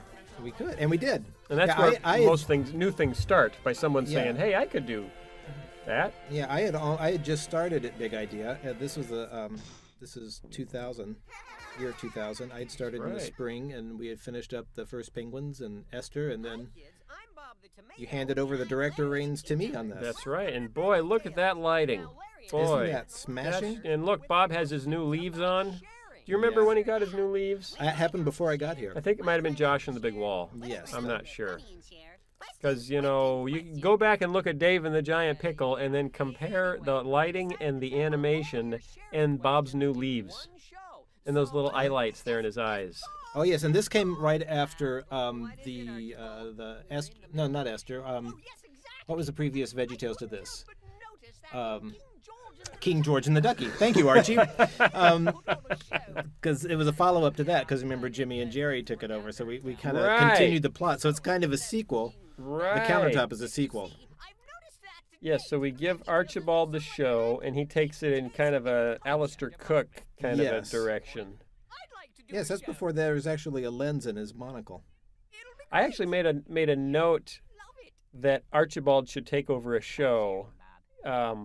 Probably back in '96 when I was brainstorming new show ideas, and it took 4 years for him to actually get his chance.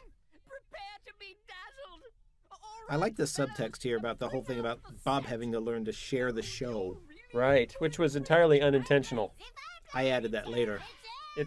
It taught some. Oh, and the little changing screen there, that was from King George and the Ducky. Oh. We borrowed the chair was used. That's adaptive reuse. Yes, the chair was made expressly for this show, though. Yeah. But we have reused it a number of times since. Really? Yes, It's a nice chair. Is that an Easter? Yes, we use that in Easter. Wow. That has yet to come out at this recording. Yeah. And we've used it somewhere else too. I've forgotten where. I think it may be in the Autotainment somewhere, but I'm not positive. Really? Oh. So this was, I can't remember what brought on the idea of pairing Archibald with the French peas, but it's kind of a perfect tension of someone who has the highest of ideals and he's like, Bob on steroids, how he wants things to go. And then you pair him with the people that are least likely to pull off his vision in the world. Yeah.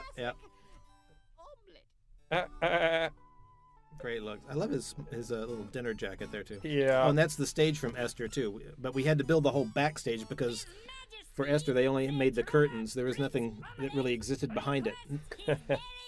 Now this was a piece that was originally conceived by Eric Metaxas, and then you got involved and helped with the writing. So it's kind of the two of you. Yes. It is quite funny. I had nothing to do with this. Except to look at it and say, is that funny enough? Is that what I did?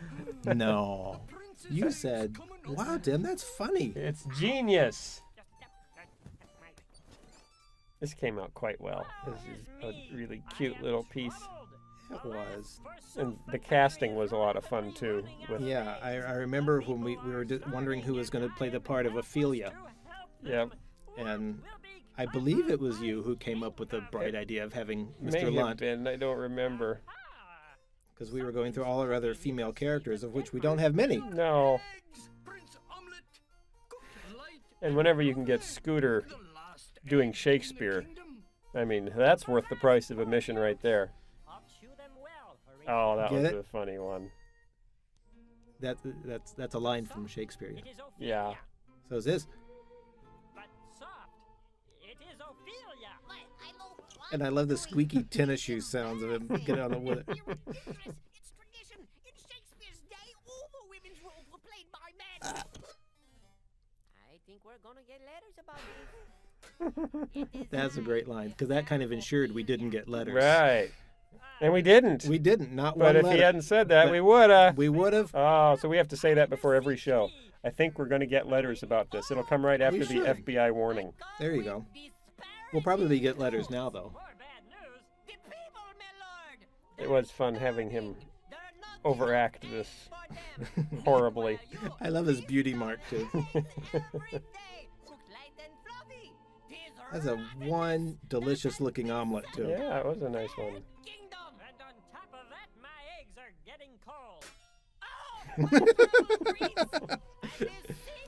Why are things funnier when you yell? I don't know.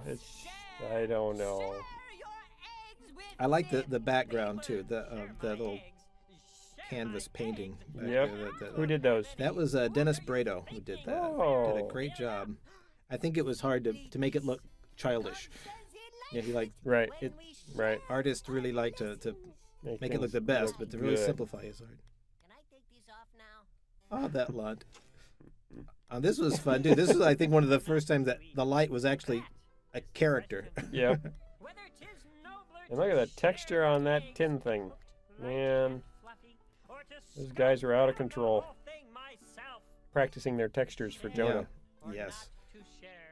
Actually, this whole show was kind of a practice run for Jonah Yep. with the water that will come up later. Yep. Just playing, Your Highness. Battleship. We wrote the whole show just for this gag coming up. It's like, how can we use... Share my game? Well, sure. Playing's the thing. Now, see, that is a joke. You didn't play is Yeah, the the thing. line is, Yeah. from Shakespeare. Okay. To be. Not to be. That's... Oh, boy. Every reviewer commented on that. Really? When I read it on online reviews, everybody loved that. That was their favorite joke. Worth the price of admission right there. Boy, if that's 2 for 1, then that's the second thing that's the price of admission. Yep. See, this show is, it's worth 3 shows. Hey. I like the egg still on his face, too. Shared with you. Got egg on your face. Yeah, He thinks you did. Nathan Tungsleth did that. Oh, it bounces off there, too. Mm-hmm. That wasn't so bad. Actually, it felt pretty good. Your Highness, the It has a nice echoey sound to it, too, the stage. Yeah. usually make us feel good. We didn't record this on a stage. We recorded this in a nice booth. Adam Fricklin had made that nice. Not a mistake. Yeah. You called, Your Highness? Yes. Call everyone together. I have an announcement This to was- make. It's been a long time since I've seen this. I know, This I is haven't kind of watched it in a fun. while. It's funny. We should do another one like this. Now, this is funny. The crowd in the background, Yep, they pulled the strings. yes, because we needed a crowd scene, but animating crowd scenes is terribly expensive and difficult. So we kind of made a joke about it, that we couldn't afford as many people, so we just... Cardboard cutouts were much more economical. That was funny. Where do you find these eggs anyway? You know, they're the little white round things that come out of chicken. What? We thought those were ping pong balls. We got plenty. I don't know if that joke was worth the price of admission. No, okay, we took some back for was that. A bit of a groaner. I have an idea. Why don't we name these light and fluffy eggs after our beloved prince? I give you the omelet. And that is how the omelet came to be. Wow. Find some toast. Get thee to a baker. Instead of get thee to a none. Yeah, that's Not a word. that is funny. I think I Okay. originally wanted Junior and Laura in the seats, but Oh, this, I love the photos coming up here behind him. yeah, That will come up of Larry in the suave debonair. yeah. I gave the lighting artist a photo of Greta Garbo that I had found. Oh, really? I said, do the lighting on Larry to look like this. And he matched it perfectly. Wow, cool. Now, the classy song here was directed by Mark Volcano. Yes, who's not here today? No. Cannot talk to you, but you He are did a seeing film wonderful song. dirt. That's intentional, the scratches and speck. Intentional film dirt. Yeah, and this he- is This was written by Mark Volcano. yes, a song from his past. When he was a child, they used to sing this. Really? Yeah, he told me that this little parody Wow. that they did, and he developed it for a silly song, too. While he was waiting for the trolley, he had This is a pretty fun. My Heisel cat. He wore With rampant high upon his head Forrest a Gump proudly references. a beautiful hat. And a few others, I think. And a few others. A hat like this just I love the look of this, the desaturation and making it kind of the sepia tone. Yep. It had it's very rich looking. Goal was to make it look like an old foreign movie, I think. This isn't an old foreign movie? I don't think so. Wow, that worked then. Yeah. Now, this is the first screen appearance of Art Bugatti, isn't it? Or was he actually used somewhere else first? I think it's the first time he walked out on screen, yeah. I mean, his picture was on we the saw his plate. picture on the yeah, plate. but I mean, the actual... Yeah, I believe so. I believe so. That was in Larry Boy and the Fib from Outer Space, where we see Yep. the Art Bugatti, limited edition collectible Art Bugatti bowler's plate, and now we have Art Bugatti entering. Chocolate. Oh, and their little end joke there. That's the chocolate bunny silhouette from Right. Rack Shack and Benny. Shack and Benny. For all you people who didn't. I'm sure everyone else has noticed this already. Mr. Nezzer, of course, has his Rack Shack and Benny outfit on. There you go.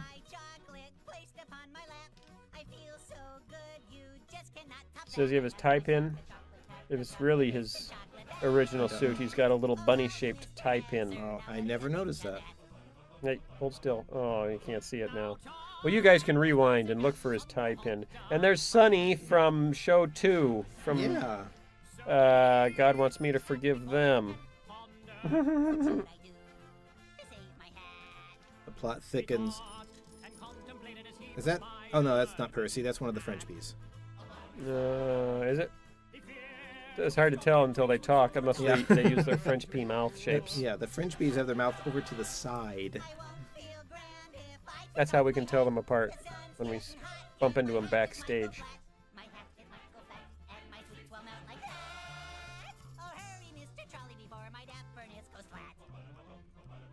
This was fun, fun to perform, but we were a little bit worried that it was too ambitious for our level of singing sophistication. Yeah, we got a lot of people in the studio to come in and to sing in this too. Oh, and there's Miss Akhmitha from Esther. Oh man, they're all showing up.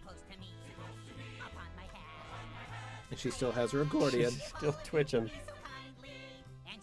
We did this in widescreen too, didn't we? Oh, it's King Twistimer. Yeah, he was created for this. And we used him in several places.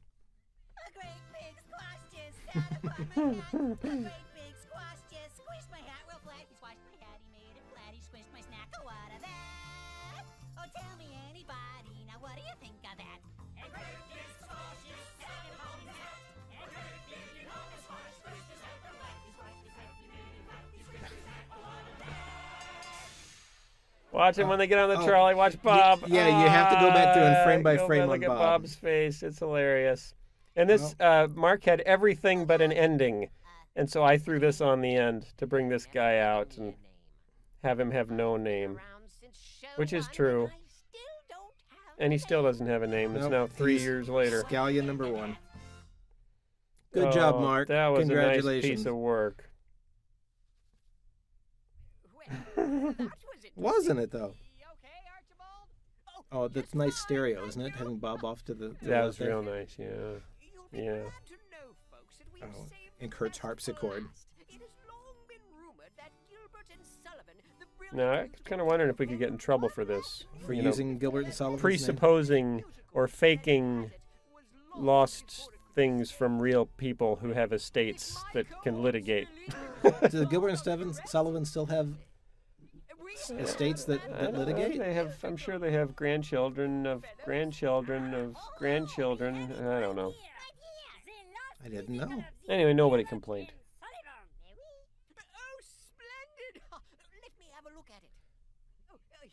This was actually one of the other logos that the design team did for the front of the video. It wasn't the one that was chosen. Right. But we needed something early for this. That's the right. one I like this one and you like the other one, so the other one got on the video. But this guy made it into the movie.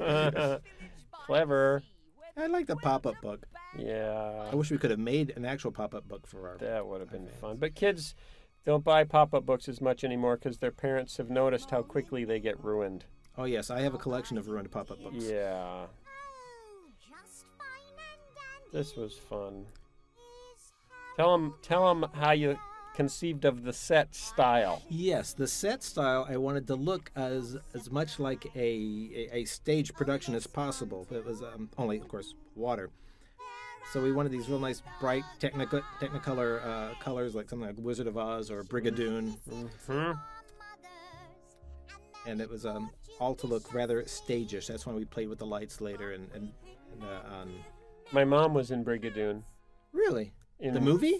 No, not in the movie. She played the cello when our town did Brigadoon. Wow. Yeah. I didn't know your mom played the cello. Yeah.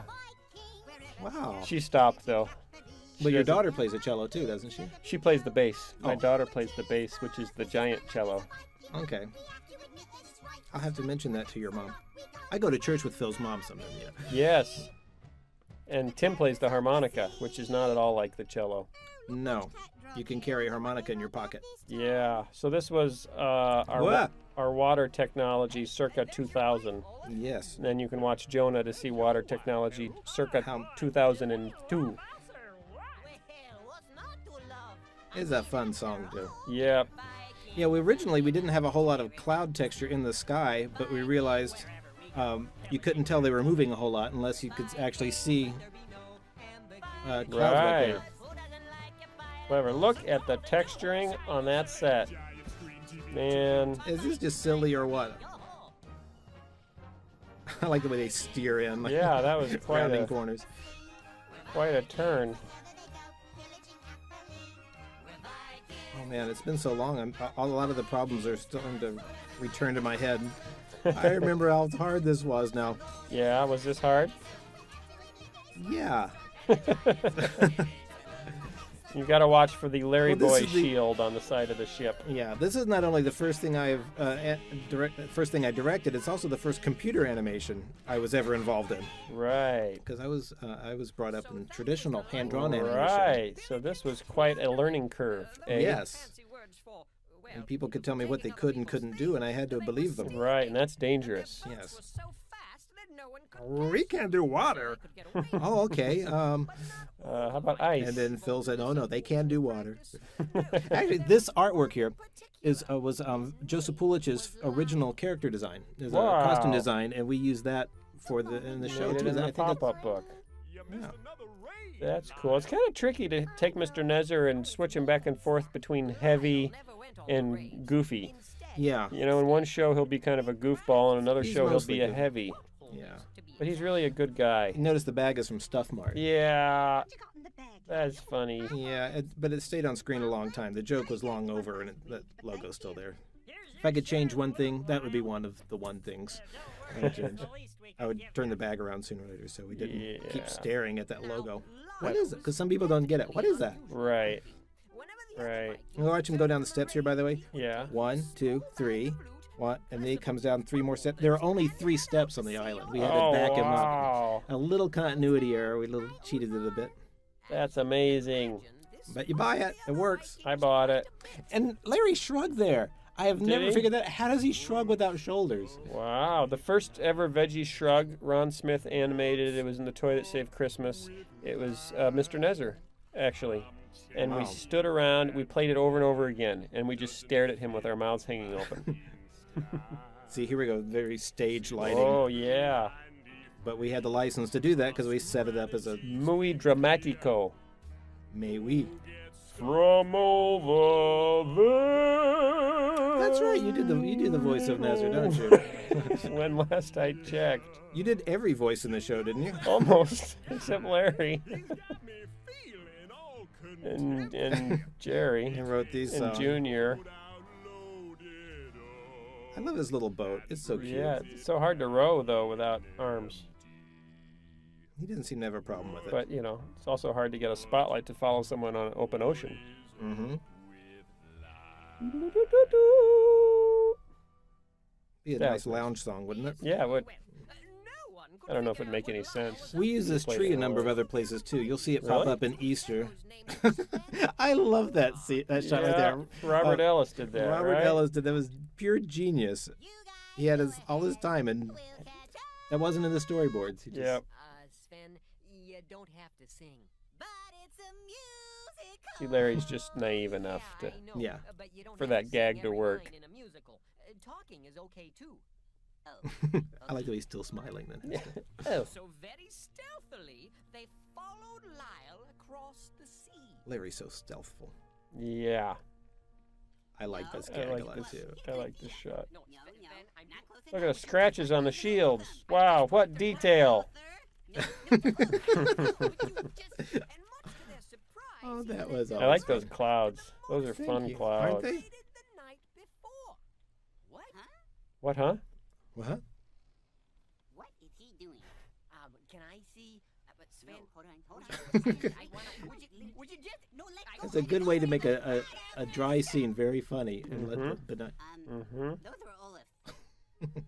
Now, is Pa in the same outfit he had from King Esther. George, Oh yeah, from King George. Yeah. where he played Nathan? Yes.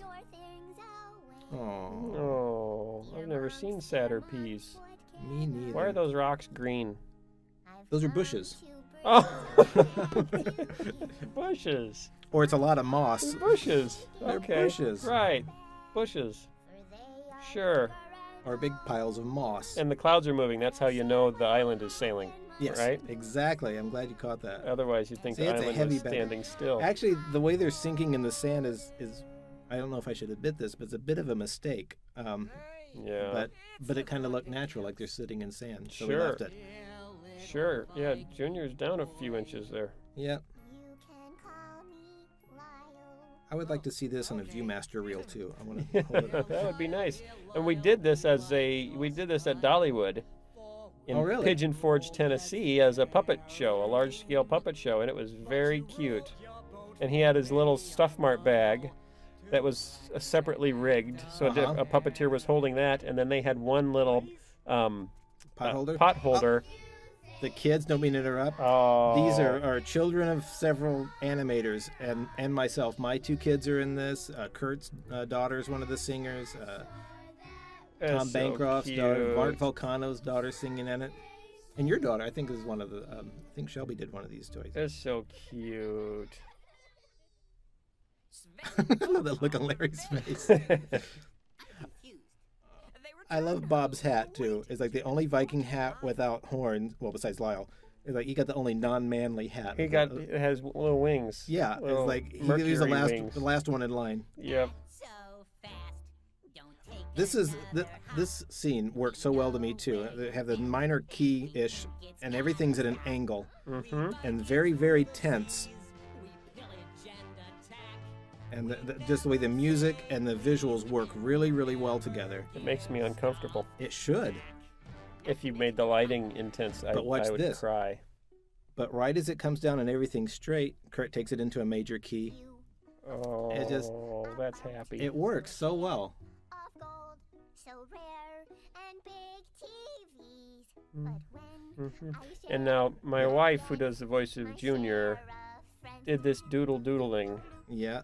which was not originally supposed to be part of the song. No, but it worked real well. Yep. the use I like the way the Kept grass it. looks like indoor-outdoor carpet too. Yeah, or mold. for It's, It could be that. is it made out of the bush rocks?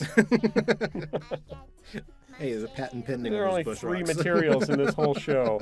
There's bush rock, there's wood, and there's that fabric thingy. We had an outtake of this too, where he falls over backwards. I think it's somewhere in the old director commentary. We stuck it. Not commentary, but interview. What was that about? Hey, we almost had a moment. Funny thing is, they're talking about horns on the helmets. Yeah. Historically, the Vikings didn't put horns on their helmets. Right. We found out in researching this show. Yeah, and that was very disturbing because we knew we had to put horns on their helmets. It was an or no one invention. would think Well, it they was were an Vikings. invention for all those operas that had Vikings in it. Yep. So since this was an opera or operetta, Gonna find out. This will be our little secret. see, but Junior couldn't have horns on his helmet No, because he's a good guy. That'd be too aggressive. Unfortunately, this was easier said than done. Just a few days later, as the Vikings were headed out to raid the monastery once again, it was the only monastery. And we had to in put all the area. Vikings on one side of the boat. Spotted something. 'Cause that's all the Vikings Yeah. we had. Oh, Lunt's over there on the other side. Oh, okay. If Olaf sees him, he's in. Oh, it He's was, got water in his binoculars. they fished him out, but That's funny. Extract Olaf. that was a nice follow-up to the other gag. Yeah. Now this was my attempt at a A patter song? yes Gilbert and Sullivan ton of syllables in a little space song like Modern Major General. That works. Ah, there's Larry Boy. There's Larry Boy. Oh, I pointed to the screen. You couldn't see that. Okay, sorry. Sorry, folks. When he says that, point to the screen and it'll be like you were here. Yeah, pretend you're me. You look at the texture on the right behind. I Look at know. the texture on the backside of that shield. Holy mackerel, they went crazy on this. No wonder it cost so much. It didn't cost much. Okay. This gag here, bouncing on the oars, was a Mark Volcano gag. He had wanted that in there from the beginning. But there. I'm not sure if you could really do that. No, we saw it in the movie. It's an old Really? Kirk Douglas movie called The Vikings. And when they're coming into port, they're doing this. They're springing on. They can lock the oars into place horizontal, and they bounce on one to the other. Really? Yeah. And they didn't break. Nuh-uh. Wow. They're these big oaken timbers. Oh. Oh, lighting change. Oh, here we And go. a big X. See, he's going one way, the cloud's going the other. Oh, that was nice. That was nice. Oh no! Look out! Ah! And look, we got horns everywhere. Horns everywhere. It's dangerous. You know it because they're horns. Right. There's trouble brewing. This is the first film we had with a villain with horns, isn't it? I think so. Yeah, and with horns everywhere. You can't get better than that. You can't. Ah! Whoa! That silhouette was hard to do. Ripping his sail. Look at the water. Look at the lighting. Look at the rain. What a production. Man. Oh, lightning. Lightning is good to like an exclamation point. Oh, yeah. Lightning is punctuation. Because that's the way it happens in real life. Yep. You say something dramatic and the lightning strikes. Lightning strikes. Oh, look at the sails. Oh, no. What's he gonna do? Look out. Now watch this. Look out. Watch Bob. Not in the right here. Oh no, what's gonna happen? The water in Jonah looked a lot better than this, didn't it? Yeah. But it gets the point across. Costs a lot more too. That was my daughter. Oh, that was Abby. She was cute. much younger than she is now.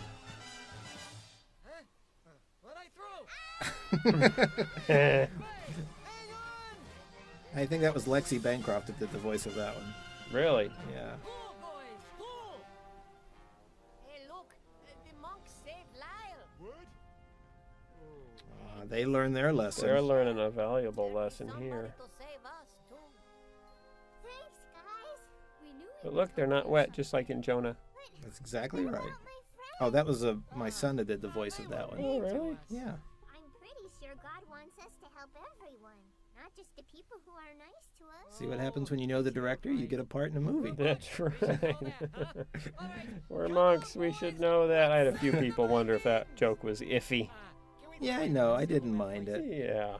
Worked And for this me. one, too, yeah. I like this montage. I like the way they swim, just kind of wiggle, wiggle, wiggle. Yep. See, if you got Vikings coming over for dinner, you put away the good silver. Yep. The little gag with the peas hanging onto the rope, suspended. And some of the animators I remember were like, but they're not touching the ground. How can they pull? No, it's a joke. Uh-huh. I don't remember who said that. That's okay. We don't need to give them credit for that thought. It's such a colorful show, isn't it?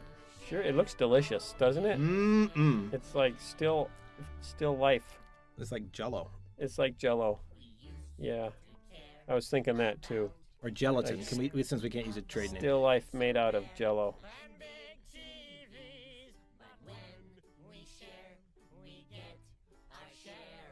Doodle-doo, doodle-doo, doodle-doo, doodle-doo. Look at those hopping peas, and he's got one under his hat. Oh, Where's not the part yet. where he's You're got one giving under away his the hat? gag. Well, they've seen this before. Oh, They that's already right. watched it once. Now they're listening to the commentary, for heaven's sake. That's right. And that was a Joe McFadden joke. He kind of Really? The pea under the hat? Yes, he kind of did that, and I saw it in Oh, dailies and look, said, "That's hilarious. Keep it." Isn't that cute? That wasn't in the script. You just came up with that in the booth. I remember that. Man, I'm out of control. Wacky, wacky guy. And you know what? When I wrote this song in the first place, I didn't even think about sharing.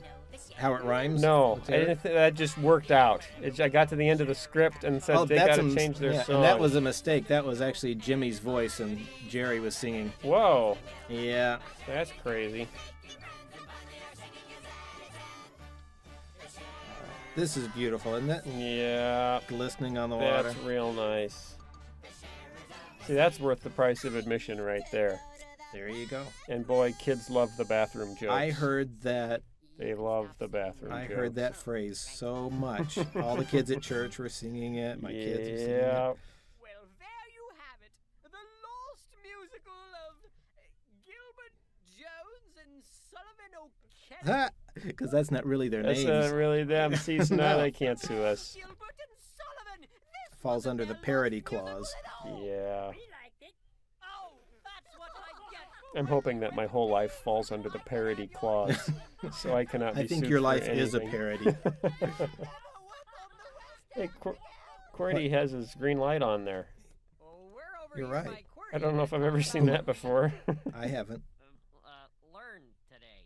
I like the corrugated cardboard texture. Yeah, that's nice.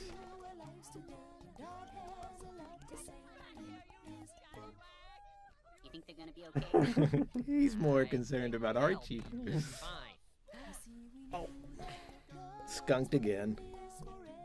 That song just keeps coming. Yep. Larry's just happy to be alive. The Prince Omelet learned that God wants us I never to noticed share, that QWERTY had and actual that letters on his sharing keys, is too. actually Yeah, pretty I It's a don't- detailed little I computer. didn't think he used to. Now, what model computer is QWERTY? He was a 386 PC. And that's even So I made the model originally back in like 90 or 91. I think in 91 for an industrial, a corporate piece I was working on. And I just kept it around and used it in VeggieTales. But I think they rebuilt it here. Actually, I bet they rebuilt it when we switched from Softimage to Maya. They Yeah. rebuilt it. They put the letters on the keys. They And gave the him a little green green light. light because we couldn't afford little green lights in the old days. And look, he's got texture on the monitor surround. He didn't have that before. Yeah, he needs an upgrade. Yeah. I like him the way he is. Let's leave. Yeah, he's very generic. And there's the Oh, omelet glued to the plate. It's funny stuff. Now Okay, this now is let's. cool. This is the credits here. These are the credits. Yeah, the credits. I mean, the coming up. They'll have words in another language here in a moment. We will. Here's all of us coming. You now yeah, we count know the all these number of people. names and then go Yes, back. to visual Dave and the Giant utvelinking. Pickle. Yeah, what is that? That is I can't remember if it's Swedish or Norwegian for all the Visual actual English development? word, visual development. We did that for every Wow. see model. We've had the build the closest translation stuffing. we could. Wow. Somebody had a friend that lived in Norway, I believe, that translated everything for us. The problem was when we got Wow. down to editing, they couldn't find the equivalent Really? for that. Don't the Norwegians edit? Well, I'm sure they do, but we couldn't find the equivalent. So what the deal was, Jen Combs, our producer, kept calling our editorial department the AV Club. You know, like all the guys in school that handled right, VCRs and projectors. right. And they kept saying, no, Jen, it's not an AV Club. It's not an AV Club. We're editorial. So you'll watch it when it comes by. It'll be spelled out phonetically, not an AV Club, Jen. Really? There's a lounge song. Listen to that. Yeah, it is. There's the P monks. Yeah, we had more voices than we had P's. Pretty big cast there. Yeah, it is. You do your fair share of voices there, don't you? Well, you know, keeps Not the an AV budget Club down. Jen. There it is. Not AV Club Jen. For pre-production and post-production. These guys are funny, aren't they? Oh boy, those are some funny guys. I like those guys. Yeah. That's from Three Amigos. I forgot. I haven't seen that movie in a while. There's High Silk Cat Choir. That's the choir. These are all the I people think saying all of them Mark's I Silk Hat song. current or former employees of Big Idea. Omelet and Larry's High man. Silk Cat Band. Boy, there sure are a lot more names in the credits than in Dave and the Giant Pickle. Yep. Information Technica. That's why we put it in English too. Man, we can do a lot more commentary under the credits of the newer shows than of the older shows. And this is everybody else that wasn't in the credits before. Everybody else. Man. That is Holy one cow. big chunk of names there. And that's it. 2001, Big We're all Idea done. Productions. All rights reserved. Okay, don't forget to rewind the tape. Oh, it's a Okay. DVD. Never Be mind. kind. Rewind Oh, wait. your DVD. What's it? A-pop. My kids always wait to see what that's going to be. Me too. I hope yours do too. Okay, bye. Well, thanks, everybody. Hi there, everybody. This is Phil Vischer. And this is Tim Hodge. Tim Hodge was the director of this particular film, and Phil wrote it. I think I wrote it. It's called The Star That Saved Christmas. Or something similar. Oh, The Star of Christmas.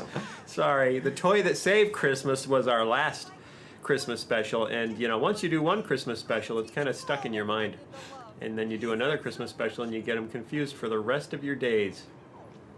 But this is a really good one. We like this one, right, Tim? I love it. I have seen it almost 100 times. Wait a minute. Tim was also the voice of Charles Pincher, the convict in this. Whom you will see whom later you in will Act see 2. later. We assume you've already watched it once before you decided to listen to the audio commentary, correct? Are we right?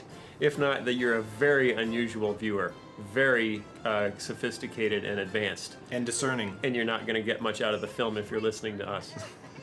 So anyway, this is the story of Cavus Apithart and Millward Phelps.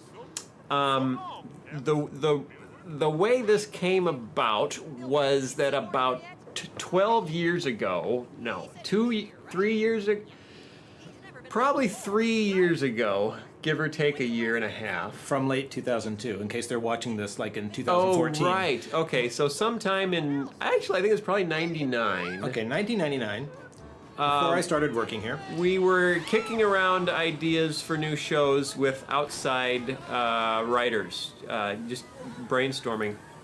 And one of the guys threw out an idea for an Easter special called An Easter Carol. Now, this isn't that. You're not watching that. That's a different film, which we're also making, and may be out by the time you're listening to this. I don't know when you're listening to this. If you could write me and tell me when you're listening to this, I could tell you if it's out yet. Without that, though, you're on your own. So anyway, he came up with this idea to do an Easter Carol and basically take Dickens' Christmas Carol and reset it at Easter with Ebenezer Nezer. And I thought that was just a terrifical idea. And so we started developing it. Actually, didn't start developing it until last year, 2001, right? Yeah, it was right before we started work on Lyle the Kindly Viking. Right. Okay. So we started working on kicking around the idea to do an Easter special because we'd done a Christmas special, The Toy That Saves Christmas, but we hadn't done an Easter special. You see, so we started developing the Easter Carol, and then somebody said, "Hey, wait a minute! Why don't we do a new Christmas special too and do them together?" And then we thought, well, gee, that would be fun because our old Christmas special is getting kind of old, long in the tooth, as they say. And so we thought, okay, let's do a new Christmas and a new Easter special. But of course, if we're really telling the story, Christmas has to come first. So Phil had a weekend to write this.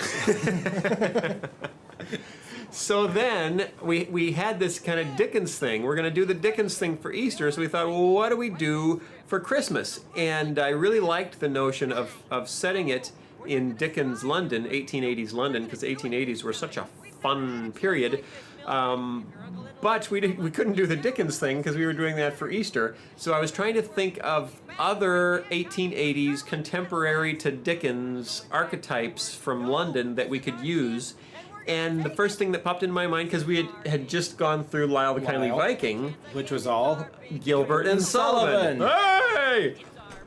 So we decided, okay, let's recast Bob and Larry as a Gilbert and Sullivan model, kind of a duo, and see what comes from there. And what came from there was the Star of Christmas. I'm going to say the Star that Saved Christmas. The Star of Christmas, which is fun because we were working on Easter, which ends up being a sequel for this, but all of a sudden we had to write the prequel to come out first because we have a lot of overlapping themes and plot lines that you will see one day. You'll see, and then you can write us and tell us if you liked it when you see it. Yes. And I love this set, by the way, their offices. And yes. Part of my little favorite parts about it are all the pictures on the wall, because we have photos of lots of other veggies, and most of them came from Lyle the Kindly Viking. It's like, if they've been in the theater business, that kind of doubles as, this is when we put on the Lyle the Kindly Viking show on stage. Yeah. Yeah, and the picture of Larry way up in the upper left-hand corner there, that's from one of our calendars a few years ago. He's in a pharaoh costume. Oh, yeah, I never noticed that. Yeah. That's very interesting. Now, this first song is actually, the big break song is kind of funky. Bless you. Yeah, thank you. I did not sneeze, though. That this technically is not a musical, it's a musical within a film. Because they are putting on a musical entitled The Princess and the Plumber.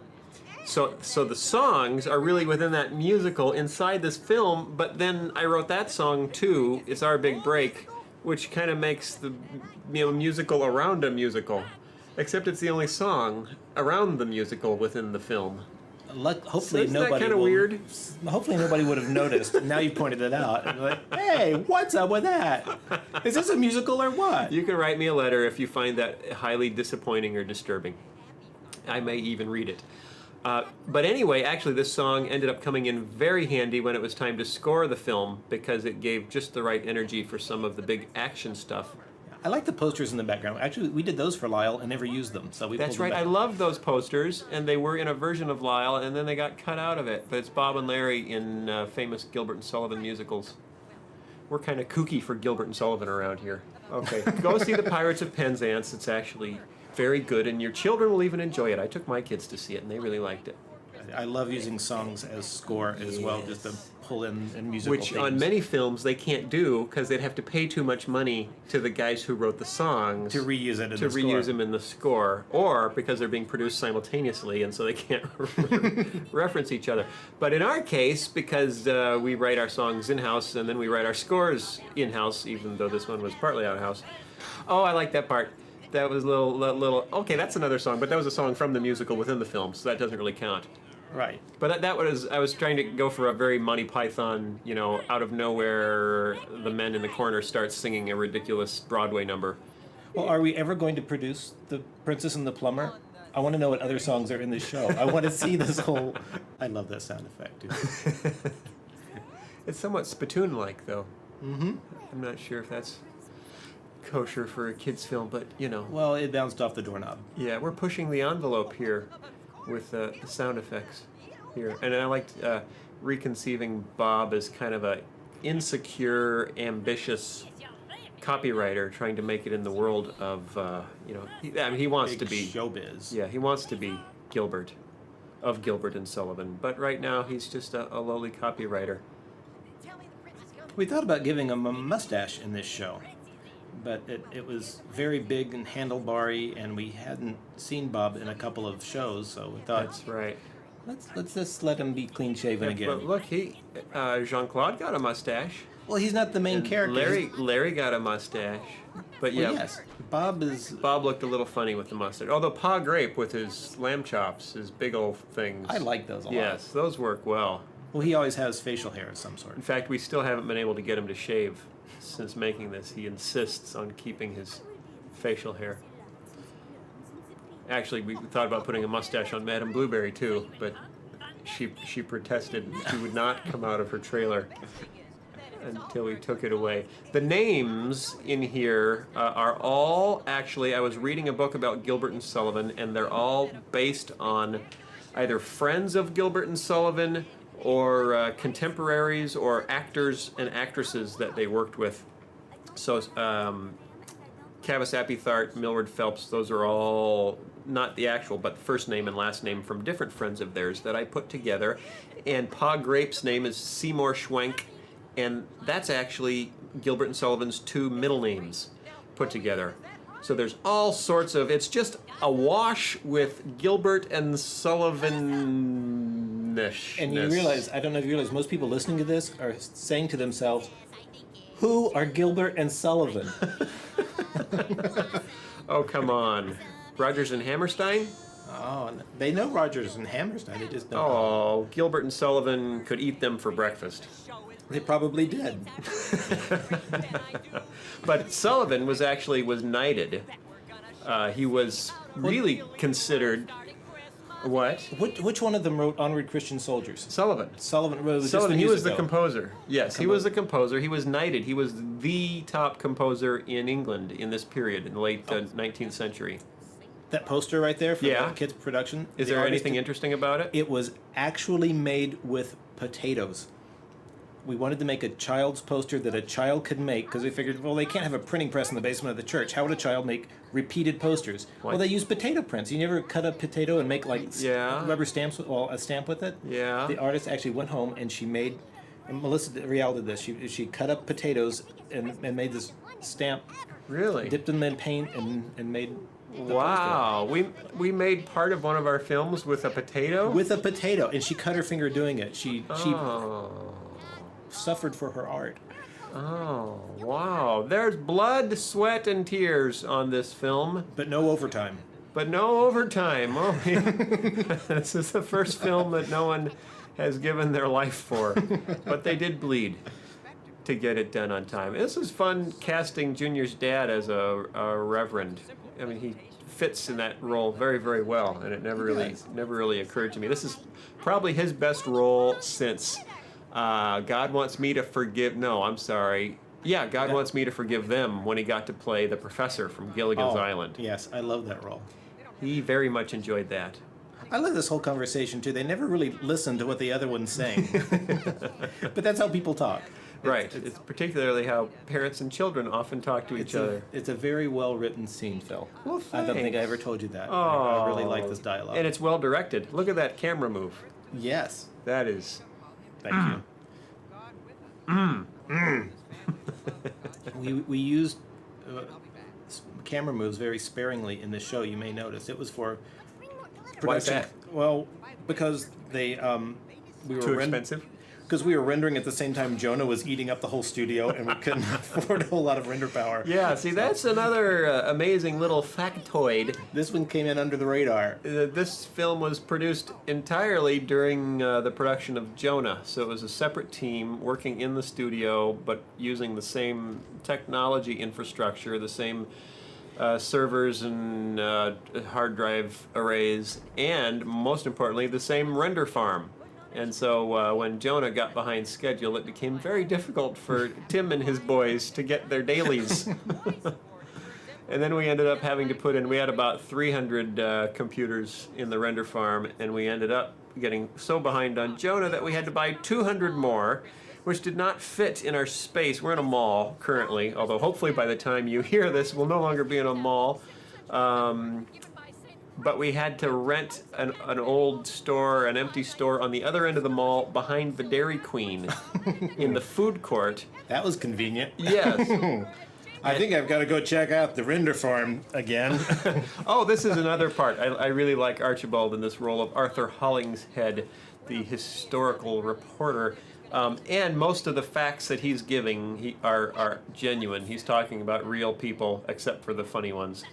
With real accurate dates, and it was all relatively legitimate. Of course, the Star of Christmas being entirely fictitious. I always imagine right here he's putting on his gloves. You know what you would do? Tim? You know those little gloves that button on the wrist like they would wear back then? Yes. Rambo would never put on those gloves. No. His gloves don't button. You pull them on with your teeth. And you stitch them into your wrist. I love this newspaper. I wish we could open it up and see the backside too. There are a lot of funny articles and headlines on that one. Like the How do you one of the know opening if shot. we can't open it up? Well, I saw the original artwork for it, and it was quite humorous. So there are more jokes in here than you can imagine. Did we make it with potatoes? No, it was just on a computer, Oh. which Gilbert and Sullivan did not have. No, they didn't, but they did. Here we're talking about them putting electric lights into their show for the first time to impress London. And Gilbert and Sullivan actually were among the first, or perhaps the first, theater producers in London to put electric lights into one of their shows. They did it, and it was a Christmas show with fairies, and they actually wired tiny light bulbs. This is in 1882 or 83, I believe. They wired tiny light bulbs onto the wands of the fairies and ran them to battery packs in their costumes. So basically, while we were still in Civil War reconstruction, they were wiring lights to Silver fairies. War? No, I said silverware. Oh, by the way, the only two phones we had in the show are the Prince has one, and then they have the other. The only two phones in London. Yes, well, phones were very new, but that's why the 1880s were so much fun.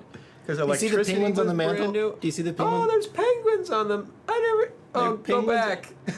Well, that's in my. We're not allowed to stop this. That's and in go my back. on-camera interview too. But we did that as a tip of the hat to the guys that were working on this, because, as you said, most of this was being done during Jonah. So all the Jonah animators were animating on Jonah, so we started out with the guys that had done the Penguins videos. Wow. Now, as animators came off of Jonah, they were joining us too. So this is a mixture of two teams working hand in hand. Well, not literally, but Tongue in cheek? foot and Mouth? foul. Yeah, foot and mouth, hoof and mouth. Mad cow. Guys. We were gonna put on a show so big, so beautiful, so well lit. It was gonna be But that was also the rocket car in the beginning. Also fits in time because this was also right about the time that the Germans were in fact coming up with their first car based on a combustion engine, and Stanley was in fact coming up with his steamer. And so I kind of built on fictitiously, since rockets have been around for, a couple thousand years. So this is an educational show too. Oh yeah, this could run on the Discovery Channel. Oh, I like this. Watch this little. I like the way he glances to the side just before he gets indignant to make sure it's not a closet again. I have the right to be indignant. That's subtle. Very Bob's a great actor. subtle. He is. He's probably going to be up for something for this role.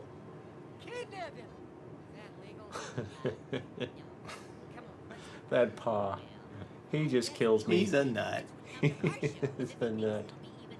I was a little nervous when I wrote this script, realizing how much of London you guys were going to have to build. Yeah, we got a little nervous ourselves. Well, out the window there, that's not actual modeled That's geometry. not really that is London? that is just a flat. Oh, it's a flat? It's a flat that looks like London. Like at Universal Studios tour? Yes, very much like that. Only ours is inside. Can we take people on a tour of that? This is the tour. Enjoy yourselves, everyone. We may bump into a shark later on. Keep your kids on your lap. This is the big musical montage where we see everything get bigger. More lights. More lights. Oh, this is probably my favorite song from the fake musical. I think it's mine too. This is the one that makes me laugh every time. Listen to me laugh. And actually, the lyric was an alternate lyric. I didn't think we'd actually go ahead with that line. But I sang it to everybody, and they fell out of their chairs. So I said, okay, we'll see. So don't write us letters, okay? Because I'm real sorry. It's funny.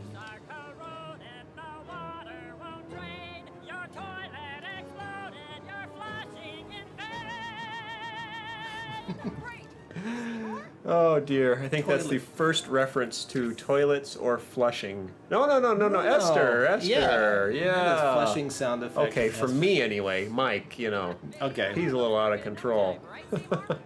So we had a big flush sound effect in Esther. And now this flat out lyrical reference to toilet flushing. Yeah. What is next? Man, it's a slippery slope. I like the pea shakes it off just so you know he's okay. Yeah, he's okay. He's okay. No peas were harmed in the making of this film. And this was I forget whose idea it was to put the hat on his head so that he can have his big idea at the end of the scene. I think one of the story guys. I thought it was you in the script. I thought it was No. because you wanted the light bulb to go on at the... I thought it got added to the script because someone suggested it.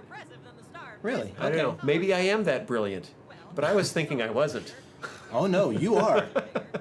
Please. Yes, sir, Mr. Fisher. Disagree with me if you disagree with me. Whack, whack. A little too maybe aggressive prop usage there for the limbless world. It's a risky thing. Well, he had to have some business for him to do. You got a Yeah. wrench and a battery that's not working. You have to. Right. Well, they start winging stuff around too much, and you have Esther flashbacks, and then it's.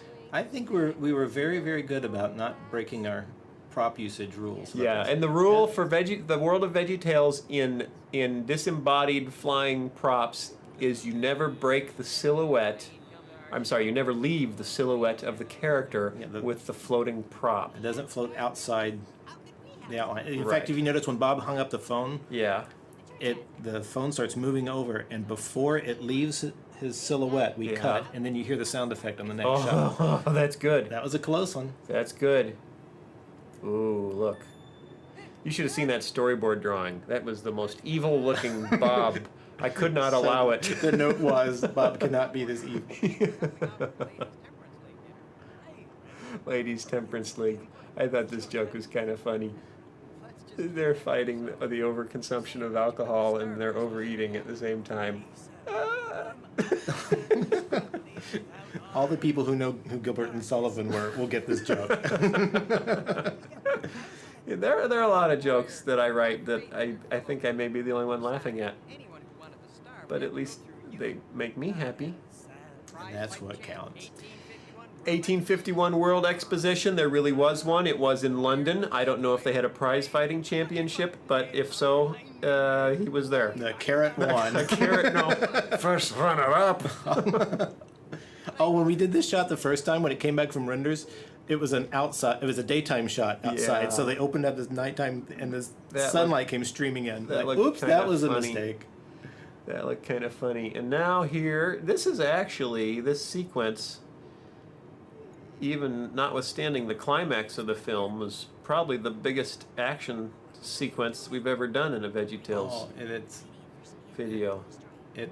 This one works It's really well. hilarious. I love this bit. The chase is coming up in a moment. We hope you like it too. If you don't, you can write us a letter. You can write Phil 11. Or if you do, you could write us a letter. Those are nice too. Write Tim a letter.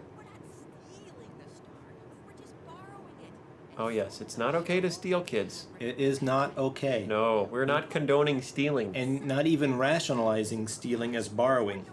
Which Bob is kind of doing here. But that's he okay, pays because for it. he pays. There are consequences for his rationalization of thievery. I like this. Larry's so literal. Right.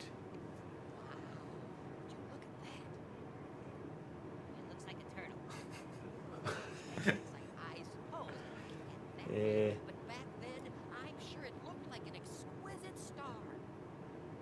It looks like a turtle. Listen. Very dry. Very dry. And then this device to create the loud clatter works really well here Yeah. too. Good direction. Thank you. Click. Ooh. How that actually got tangled up in there, we don't know. But it did. It's not important. He stops. There's no noise. He starts again. We had about 48 conversations about where Moyer lived. Moyer lived. Yeah, where his little apartment was. Was he in the church. basement? Was he on the Yes. first floor? I Or had was a he in little- the attic? Yeah, I had a basement window. But it looked like he was in prison when the light came on, so we made it a side window. And I don't know if the inside of the church actually fits in the outside of the church. Yeah, well, that's... But it's close. Yeah. Now And this- I like the way Moyer always waits in the background for a while before he starts running.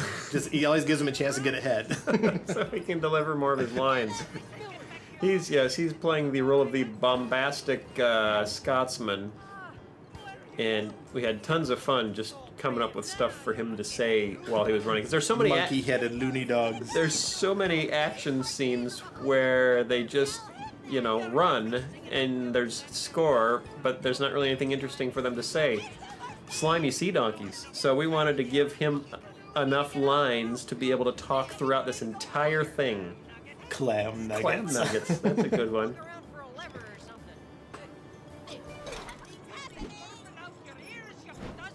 Did he say you'll be burping out your ears? Yeah.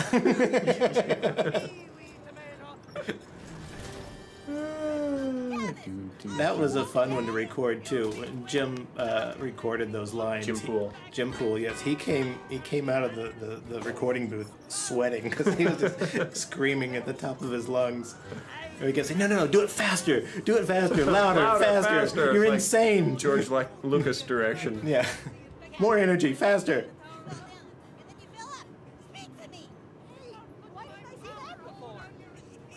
What did he say? I'm not sure. I'll have to go look at the script again, if there was a script for that part.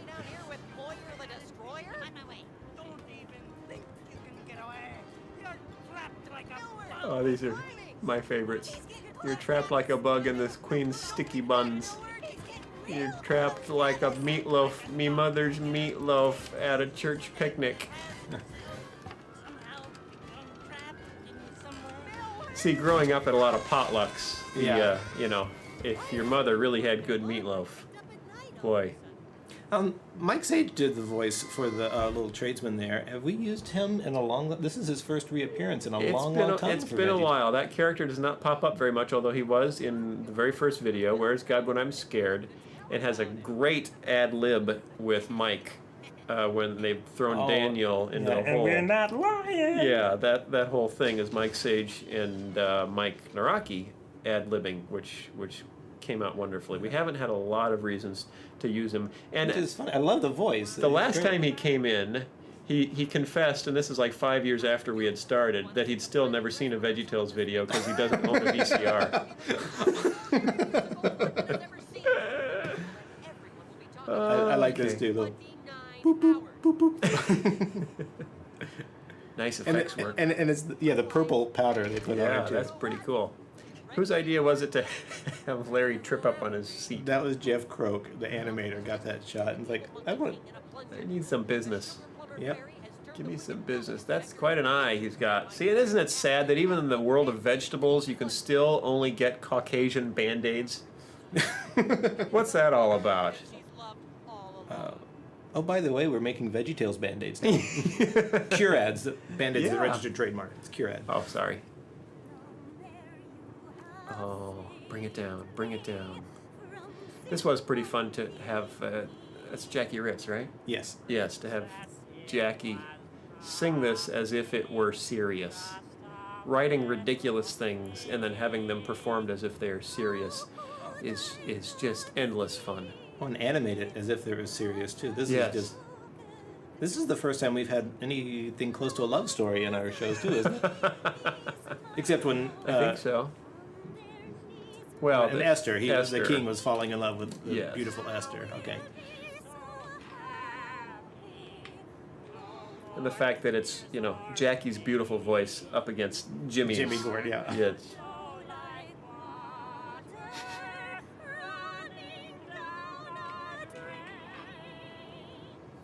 Yeah, I like Larry singing along with the lyrics. Yeah, because he's the lyricist.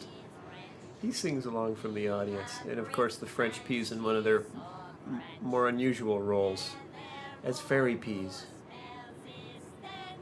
Don't they just look collectible? Don't you just want to get a little Christmas ornament of those guys or something? Funny you should mention it. I wish we had some. Available at a bookstore near you, I'm sure. I hope so. I hope they do. Hold the note. And here there it comes is. the little turtle.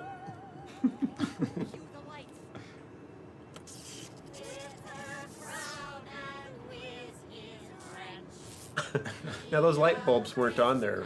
I know. If before. we put it, I thought about it, but if we put too big of light bulbs, it'd give away the Right, joke. right. So they're It attracts- kind of not only inventing light bulbs, but fiber optics. Yes. It was very advanced for the 1880s, in particular. And I love that shot. Yeah. It's like a nuclear Uh-oh. blast going on. That's trouble. Oh, and the line I wish we could have saved is when Madame Blueberry screamed, "Divas and children first." This is the biggest tragedy that's ever been in a VeggieTales video. Even Madame Blueberry's house getting catapulted across the countryside. Well, yeah, that was more comic. I mean, this was. Oh, you I know, love that look- shot. Yeah, that's cool. And This the little is heartfelt. fireman pee. And that was a painting, right? Yes, that was just a painting. That Chuck was not. Fulmer painting. Yes, and effects smoke added to the painting. Gorgeous, gorgeous, and all done at the same time. We were really supposed to be working on Jonah. I think I even got called out of some director's time on this to go redo some Khalil dialogue. Yeah. Oh yeah, Tim is also the voice of Khalil. Oh, and I don't know Those if you are noticed this, gorgeous, the those numbers came out. on their name placards. Yeah. It's yours and Mike's birthday. Really? Yeah. Oh great! Now people know how old I am. I wanted to hide it like Milton Berle. This is Tim playing the harmonica. He's quite an accomplished harmonicist. Why, thank you. Harmoniker. Harp player. And this is Tim as he's doing everything. That's kind of our style around here. And Charlie Pincher. What was your inspiration for that character? I don't remember. I wanted just an old gruff, and you had written it very Cockney, and I just we auditioned several actors, Right. a few, Several. around the studio, Dozen. and funny it should happen. I liked me the best.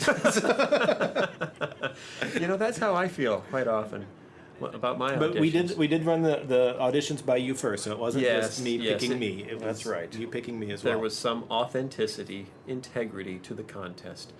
Whose idea was it to put him in stocks? And that was Danielle Lopez, the artist who designed him, and I love that. I want to have a Charlie Pincher toothbrush holder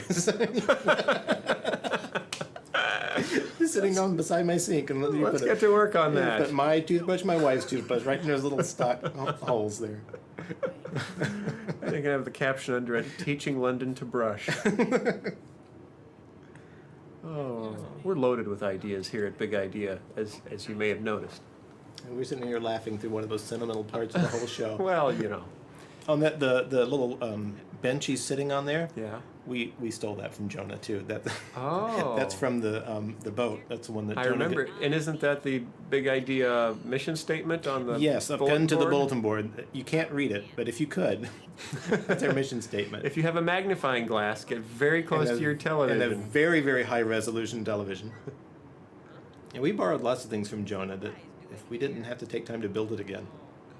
What else did you borrow? Some barrels up in the alley beside the theater. Oh, Those yeah. belonged to Jonah. Jonah had plenty of barrels. Yeah. Oh, I like the key hanging there right beside the cell. like anybody could reach it. That's silly. No one can deliver a teaching moment as well as Dad. It was Dan Anderson, who is not an actor and was just a friend of mine. We went to church together when we did the very first one, and I said, hey, actually we were in dramas together. We were doing skits up in front. It was a church in downtown Chicago, Park Community Church, with lots of artists in it. And Jim Poole was the artistic director. He's the voice of Scooter. And Kurt Heinecke was the music director, and he does all of our music now. This is ad lib here. I love Mike's line here. Right. No one's ever gotten me out of jail before. That's silly. Everything's happy. Hey, great idea. Oh, no. I don't know. Did we designed this precinct doorway with those globe lights. Do they do that in England?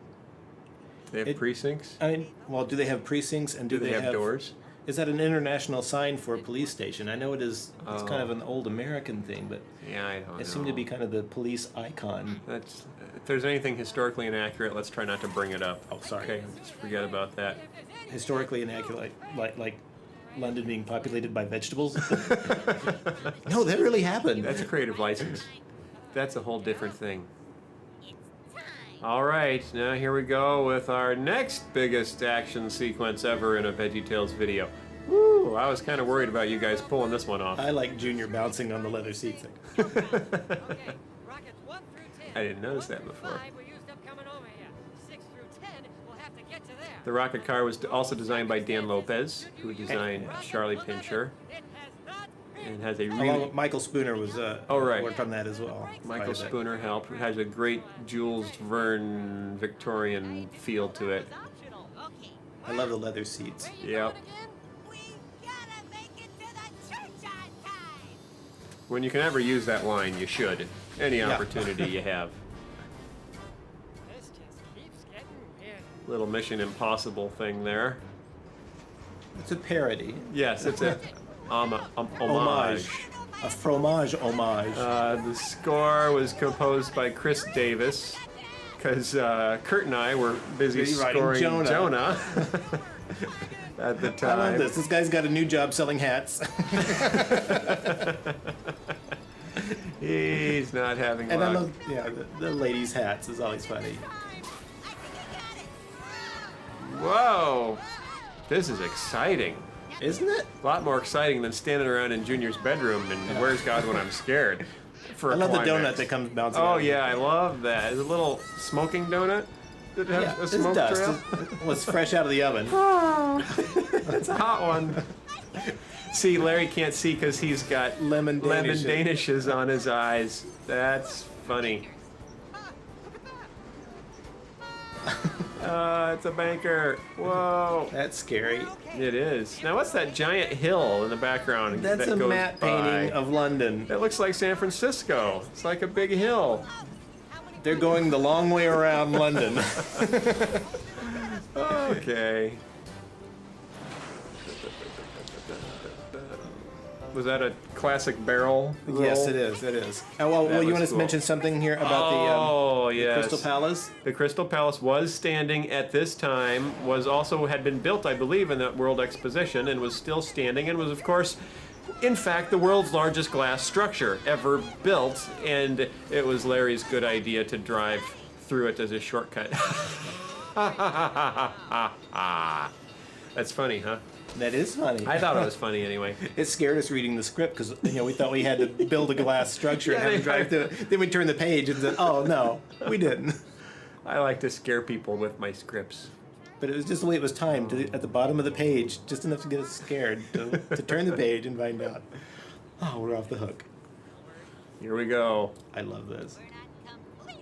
I love the background there. It's just total black with the windows. It's just so designy. Yeah. Ooh, that's the mother of all rockets. I like the flaring of the. Yeah, this is like a shuttle launch right here. I love that shot with a glowing cow. That's a gorgeous shot. I love it too. This is that one. And that is one continuous scream from you and Mike. And then Larry decides to stop screaming. We try slowing down. The brakes only work on the ground. Merry Christmas. Welcome. And there's Prince Frederick. Prince Pedrick. Prince Frederick. Prince Frederick. Yeah, Mike actually, after he read the script, said, Prince Frederick wasn't the crown prince then. It was, whoever it really was. And I said, yeah, but I don't want to portray the real, actual historical crown prince as a small Latin gourd. I got the joke. I understood. Here they come. And I love the swinging doors in the church. They weren't really supposed to do that until we realized, no, it's funnier if they're just left. Yep. And I love the banker kind of standing around wondering what to do, too. Does he show up in the crowd, or does he just he's in the crowd? He is. That's good. Watch for him in Easter, too. He has a cameo. Okay. Will that be out by the time I'm watching this? Why, yes. Yes, it will. I certainly I'm hope not so. sure.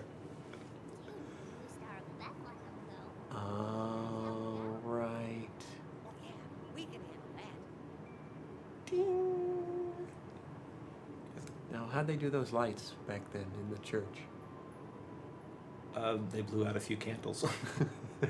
I mentioned this in my other interview too, but the numbers there, Yeah. 10-2, or is it 102? That's the date that Brian Roberts and Catherine, his wife, now wife, met, and then Okay. the other date is their wedding anniversary. Oh, right. Everybody gets to put their. Everyone likes to sign the film somewhere. Yes. He kind of looks like Marilyn Monroe, don't you think, Percy, in his pea outfit? Yeah. And Shelby in a most recent. Happy birthday. Your daughter doing the. Yes, Annie that's there? my daughter who did not do that gasp. No. No, we forgot added to that record later. the gasp. Oh, and this is Mark Volcano's son. Josh, yes. He's our animation director, and this is his son, Josh. That is just so darn cute, I can hardly stand it. And Junior, of course, is my wife, Lisa, who's also so darn cute, I can hardly stand it. And this is my son Matthew, who's so darn cute, I can hardly stand it. And they're wearing costumes from Jonah. Those are characters we took from Jonah. From Jonah. So we're trying to finish Jonah, and we notice a couple of characters are missing. They don't show up. Gee, I don't know where I put them. They're in another soundstage right now. They're across the lot. Behind Dairy Queen. Now, how did they, in that like 2 minutes, get that contraption moved over from the tower? Cartoon license. I love his. He's so proud of himself. He is. He's a happy guy. And all this took place to fulfill what the prophet had said. She will give birth to a son. I still say that should be our Christmas card this year, right there. Yeah. Okay. I have it on tape. That's a good idea. Yay! Look at them all clapping. See, there's the banker. Oh yeah. Clapping with their no hands. See, that's how you're supposed to bring people to church. What's the sound of no hands clapping? That was a very hard sound effect to capture.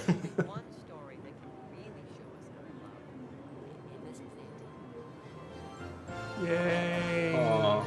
Happy. My heart is bursting. It is, but don't get off that. No! Oh, that was a nice touch with the lights blinking. Thank you. I did that part myself. Really? With Joel, our editor. Wow. Yeah, I did a little painting, and he edited back and forth between the two shots. Cool. Cool. Now this little moment here sets up the Easter film. Yes.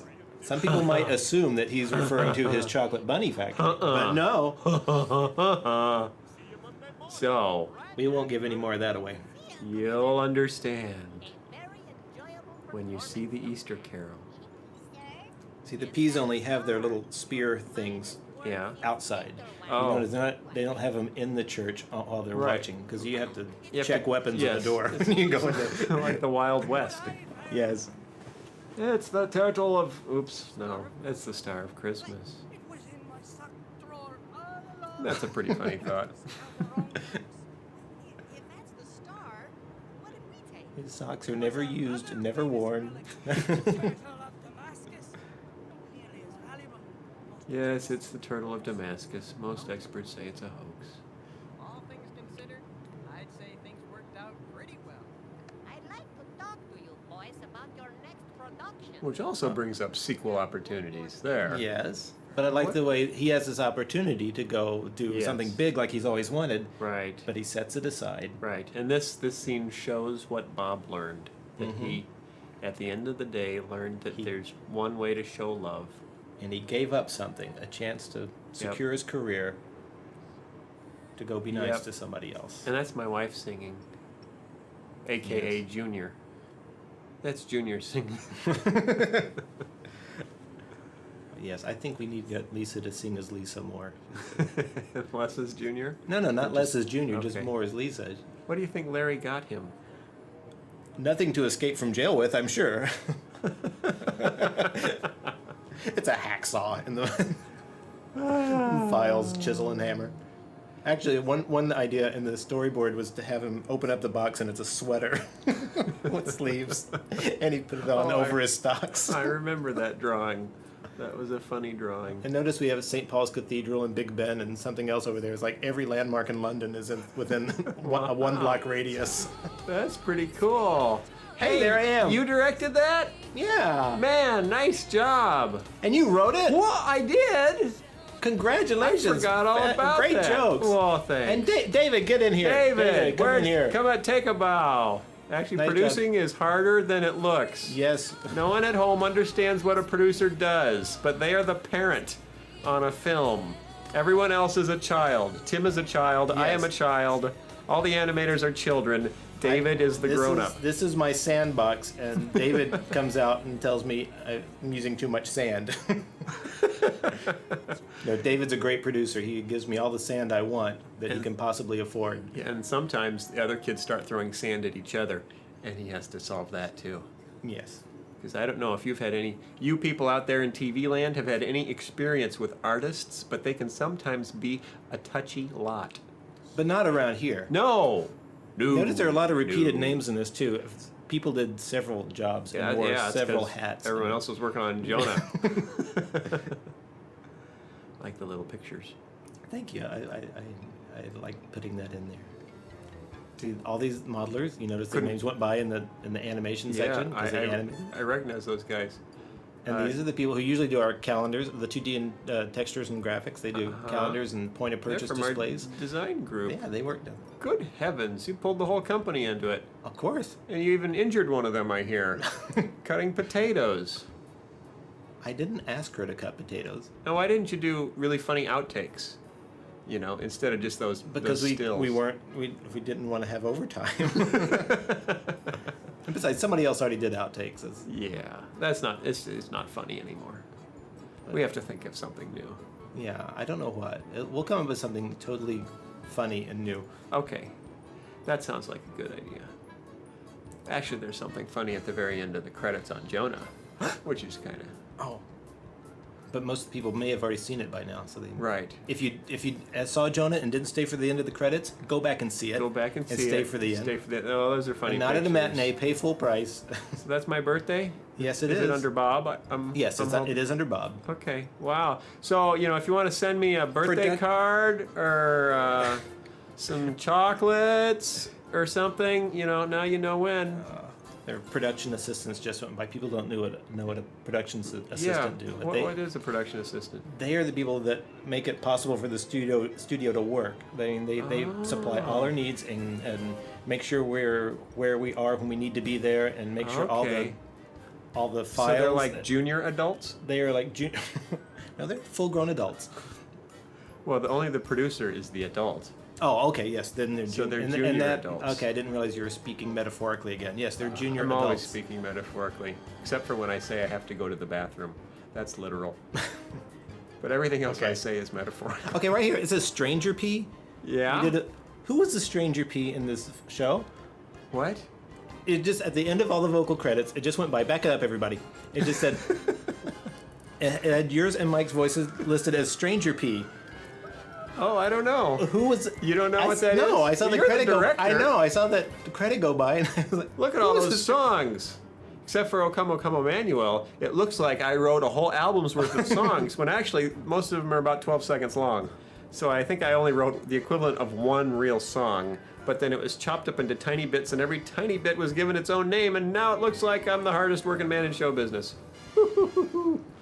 What a scam. What a scam that is.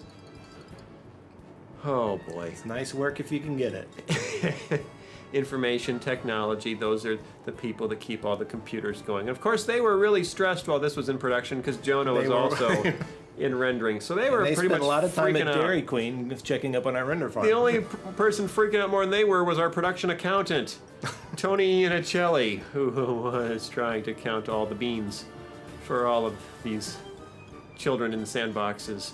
Oh, look, there's me again, my buddy Terry. And little and Josh little Pete. Volcano. He's so cute. Every time I see him, I want to kiss him. Well, that's the end. Thanks, everyone.